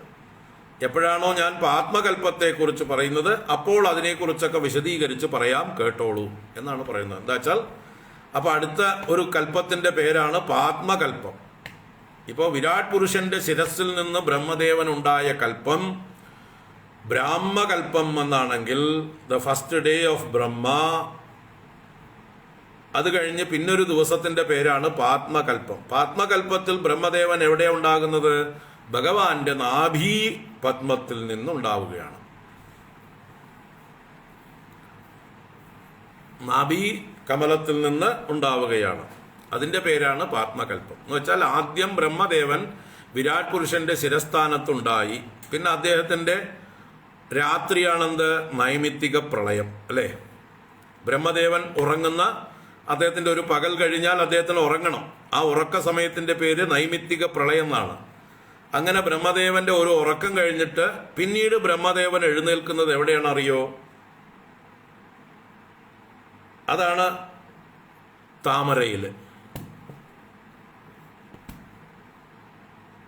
അല്ലാതെ ആദ്യമേ താമരയിലല്ല ഉണ്ടാവുന്നത്. ആദ്യം ഉണ്ടായത് വിരാട് പുരുഷന്റെ ശിരസിലാണ്. പിന്നീട് അദ്ദേഹം ഡെയിലി ഉണർന്നെഴുന്നേൽക്കുന്നത് താമരയിലാണ്. അപ്പൊ അതിൽ ആദ്യത്തെ താമരയിൽ ഉണരുന്ന ദിവസത്തിന്റെ പേരാണ് പാത്മകൽപ്പം. പിന്നീട് അദ്ദേഹം ഓരോ ദിവസവും ഉണരുമ്പോൾ അതിനെ പാത്മകൽപ്പം എന്ന് പറയില്ല, പത്മത്തിൽ തന്നെയാണ് ഉണരുന്നതെങ്കിലും പിന്നീട് ഓരോ ദിവസത്തിനും വേറെ വേറെ പേരുണ്ട്. നമുക്കറിയില്ല. കാരണം എന്താ വെച്ചാൽ നമ്മുടെ കാലഗണനയ്ക്ക് അപ്പുറത്താണ് അതിൻ്റെയൊക്കെ പേരുകൾ. നമുക്കിവിടെ ഭാഗവതത്തിൽ ആകെ 3 കൽപ്പങ്ങളെ കുറിച്ചാണ് പറയുന്നത്. ഒന്ന് ബ്രാഹ്മകൽപ്പം, മറ്റൊന്ന് പാത്മകൽപ്പം, മറ്റൊന്ന് ശ്വേതവരാഹകൽപ്പം.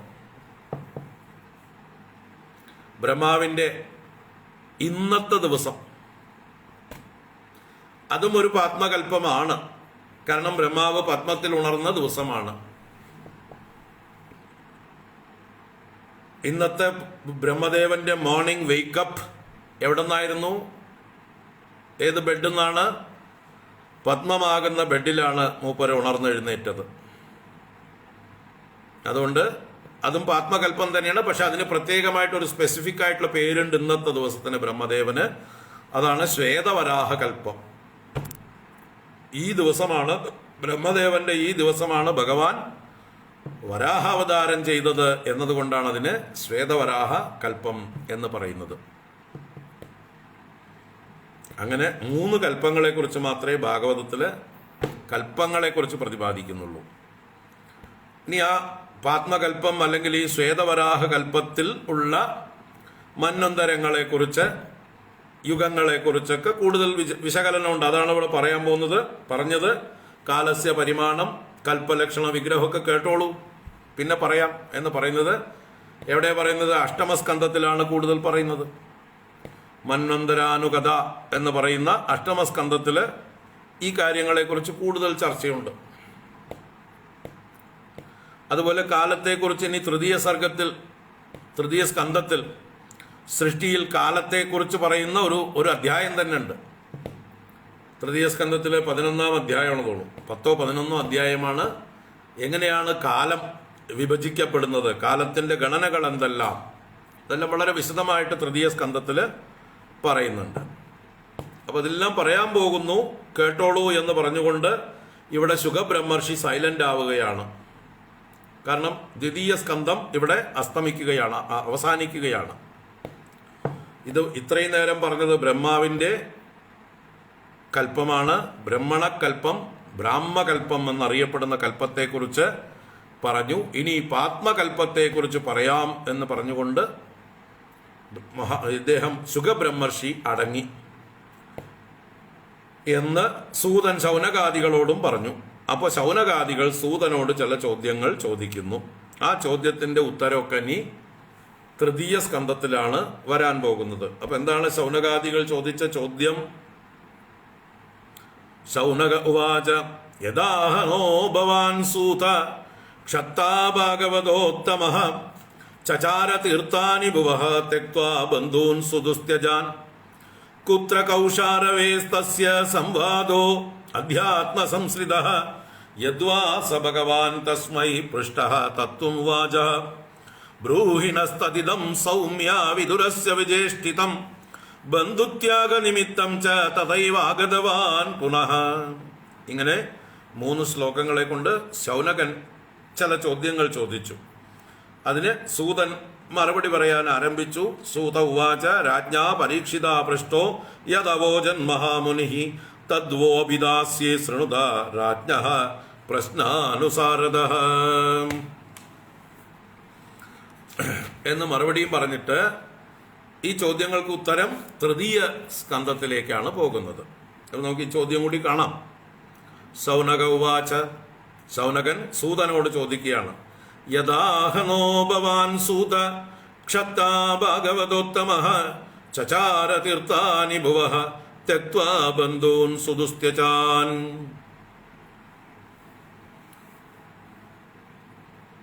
ശൗനകൻ ചോദിക്കുകയാണ്, ഹേ സൂത, അല്ലയോ സൂത മഹാശയ, യദാഹനോ ഭവാൻ, ഭവാൻ നോ നോ എന്ന് പറഞ്ഞാൽ അസ്മാകം ഞങ്ങളോട് യഥാഹ മുമ്പേ ഒരു കാര്യം പറഞ്ഞിട്ടുണ്ട്. എന്ത് പറഞ്ഞു? ക്ഷത്താ ഭാഗവതോത്തമ, ഭാഗവതോത്തമനായ ക്ഷത്താവ്. ക്ഷത്താവ് എന്ന് പ്രശസ്തമായിരിക്കുന്നത് വിതുരന്റെ പേരാണ്. ഭാരതത്തിലെ മഹാഭാരത കഥയിലെ ആ വിതുരന്റെ പേരാണ് ക്ഷത്താവ്. അപ്പൊ ആ ക്ഷത്താവ് വിതുരര്, ആ ഭാഗവതോത്തമനായിട്ടുള്ള അദ്ദേഹം സുദുസ്ത്യജാൻ ബന്ധൂൻ ത്യക്വ, ത്യജിക്കുവാൻ പ്രയാസമുള്ളവരായ ബന്ധുക്കളെ ത്യജിച്ചിട്ട്, സഹോദരന്മാരെയും അവരുടെ മക്കളെയും രാജ്യത്തെയും എല്ലാം വെടിഞ്ഞുകൊണ്ട് എന്ത് ചെയ്തു? ഭുവഹ തീർത്ഥാനി ചചാര, ഭൂമിയിലെ തീർത്ഥങ്ങളെ സഞ്ചരിച്ചു. വിതുരര് 36 വർഷം തീർത്ഥാടനം ചെയ്തു. അതിനെക്കുറിച്ചാണ് ഇവിടെ. മഹാഭാരത യുദ്ധം തുടങ്ങുന്നതിന് മുമ്പ് പോയിട്ട് പിന്നീട് ഭഗവാൻ ശ്രീകൃഷ്ണന്റെ ദേഹത്യാഗത്തിന് ശേഷമാണ് വിതുരൻ ഹസ്തിനപുരത്തേക്ക് തിരിച്ചു വരുന്നത്. അപ്പൊ 36 വർഷം തീർത്ഥാടനം ചെയ്തതിനെ കുറിച്ചാണ് ഇവിടെ ചോദിക്കുന്നത്. ബന്ധുക്കളെ ത്യജിച്ചുകൊണ്ട് ഭൂമിയിലെ തീർത്ഥങ്ങളെ ചരിച്ചു എന്ന് അങ്ങ് പറഞ്ഞുവല്ലോ മുമ്പ്. എപ്പോ പറഞ്ഞു? പ്രഥമസ്കന്ധത്തില് 11-ാം അധ്യായത്തിലോ മറ്റേ പറഞ്ഞത്. ഭീഷ്മ മുക്തി കഴിഞ്ഞതിന് ശേഷം ഭഗവാൻ ദ്വാരകയിലേക്ക് പോയതിന് ശേഷം പറഞ്ഞതാണ് അല്ലേ? പരീക്ഷത്തിന്റെ ജനനത്തിനും ശേഷമാണ് പറഞ്ഞത് തോന്നുന്നു. അതെ, പരീക്ഷത്തിന്റെ ജനനം പറഞ്ഞതിന് ശേഷമാണ് വിതുരന്റെ ആഗമനം ഹസ്തിനപുരത്തിലേക്ക് ഉണ്ടായതും പിന്നീട് ആ വിതുരൻ ധൃതരാഷ്ട്രയും മറ്റുമൊക്കെ വാനപ്രസ്ഥത്തിലേക്ക് കൂട്ടിയിട്ട് പോകുന്നതുമായിട്ടുള്ള കഥയൊക്കെ നമ്മൾ പ്രഥമസ്കന്ധത്തിൽ കണ്ടു. മറക്കണ്ട, ഓർമ്മിക്കുക. അപ്പോൾ അവിടെ പറഞ്ഞതിനെ കുറിച്ചാണ് ഇവിടെ വീണ്ടും ചോദിക്കുന്നത്. ആ വിതുരൻ തീർത്ഥങ്ങളെ സഞ്ചരിച്ചുകൊണ്ട് പോയി എന്ന് പറഞ്ഞുവല്ലോ, ഭഗവാൻ പറഞ്ഞുവല്ലോ. അതിൽ ഞങ്ങൾക്ക് ചില കാര്യങ്ങൾ അതിനോട് ബന്ധപ്പെട്ട് ചോദിക്കാനുണ്ട്. എന്താണ്? കുത്ര കൗശാരവേഹേ തസ്യ സംവാദോ അധ്യാത്മ സംശ്രിതഃ യദ്വാസ ഭഗവാൻ തസ്മൈ പൃഷ്ടഃ തത്വം ഉവാചഃ. തസ്യ തസ്യ എന്ന് പറഞ്ഞാൽ ആ വിതുരന് കൗശാരവേഹേ, കൗശാരവി എന്നത് കുശാരുവിന്റെ മകൻ കൗശാരു, കൗശാരവി എന്നൊക്കെ അർത്ഥം. ആരാണത്? മൈത്രേയൻ. മൈത്രേയ മഹർഷിയുടെ പര്യായമാണ് കൗശാരവി. അദ്ദേഹത്തിനുമായിട്ട് കൗശാരവേഹെ, കൗശാരവിയുമായിട്ട് കുത്ര, എവിടെ വെച്ചിട്ടാണ് സംവാദമുണ്ടായത്? അത് അധ്യാത്മ സംശ്രിത, ആധ്യാത്മ വിഷയത്തെ ആശ്രയിച്ച് തന്നെ ആയിരിക്കുമല്ലോ, ആത്മാവിനെ സംബന്ധിച്ച വിഷയങ്ങളായിരിക്കുമല്ലോ. അത് എവിടെ വെച്ചിട്ടാണ്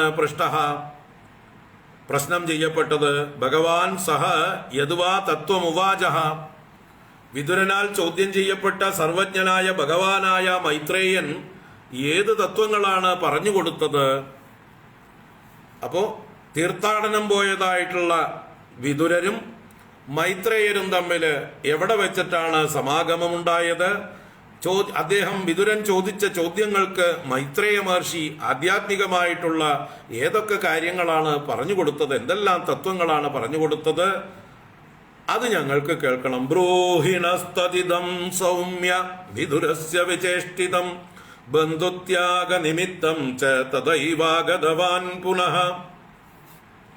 ബ്രൂഹിണഃ നഹ ബ്രൂഹി, ഞങ്ങൾക്ക് പറഞ്ഞു തരൂ. എന്ത്?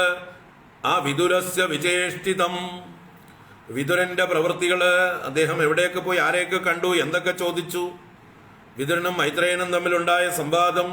അപ്പോൾ അദ്ദേഹത്തിന്റെ വിചേഷ്ടിതത്തെക്കുറിച്ചും വിതുരസ്യ വിചേഷ്ടിതം തദിദം നഹ ബ്രൂഹി സൗമ്യ, അല്ലയോ പ്രിയദർശന സൂത, ഞങ്ങൾക്ക് പറഞ്ഞു നൽകിയാലും. ബന്ധുത്യാഗ നിമിത്തം, വിതുരൻ തന്റെ ബന്ധുക്കളെ കൗരവന്മാരെയും പാണ്ഡവന്മാരെയൊക്കെ ഉപേക്ഷിച്ച് തീർത്ഥയാത്ര പോകാനുണ്ടായ കാരണം എന്താണ്?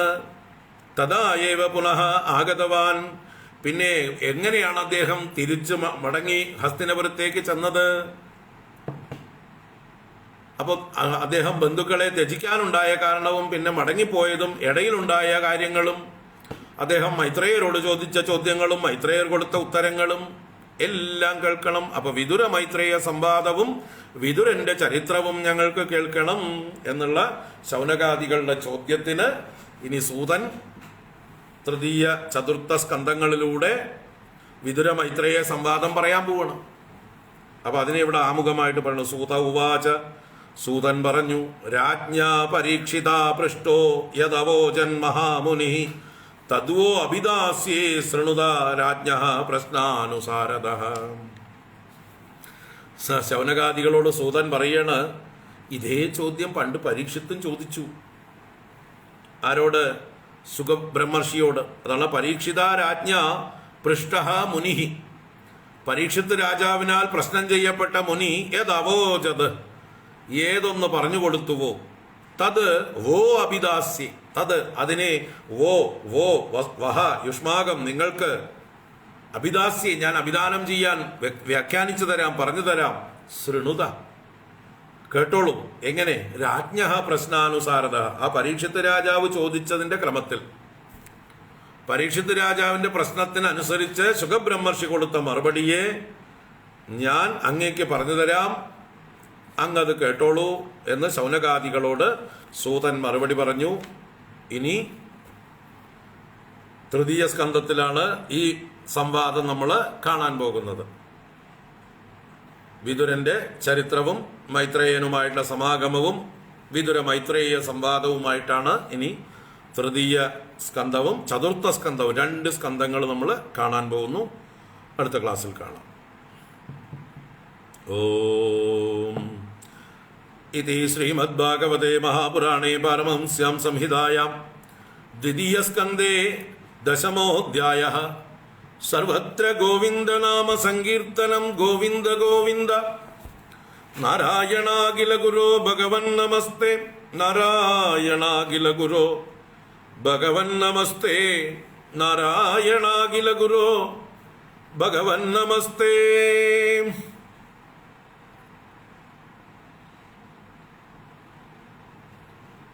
കായേന വാചാ മനസേന്ദ്രിയൈർവാ ബുദ്ധ്യാത്മനാ വാ പ്രകൃതേ സ്വഭാവാത് കരോമി യദ്യത് സകലം പരസ്മൈ നാരായണായേതി സമർപ്പയാമി. ഓം ശാന്തി ശാന്തി ശാന്തി. ഹരി ഓം. ശ്രീ ഗുരുഭ്യോ നമഃ. ഹരി ഓം.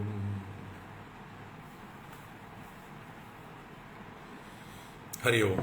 ഹരി ഓം. വൈകുന്നേരം 5 മണിക്ക് നോക്കാം നാരായണീയം. ഓം ഓം. ഹരി ഓം.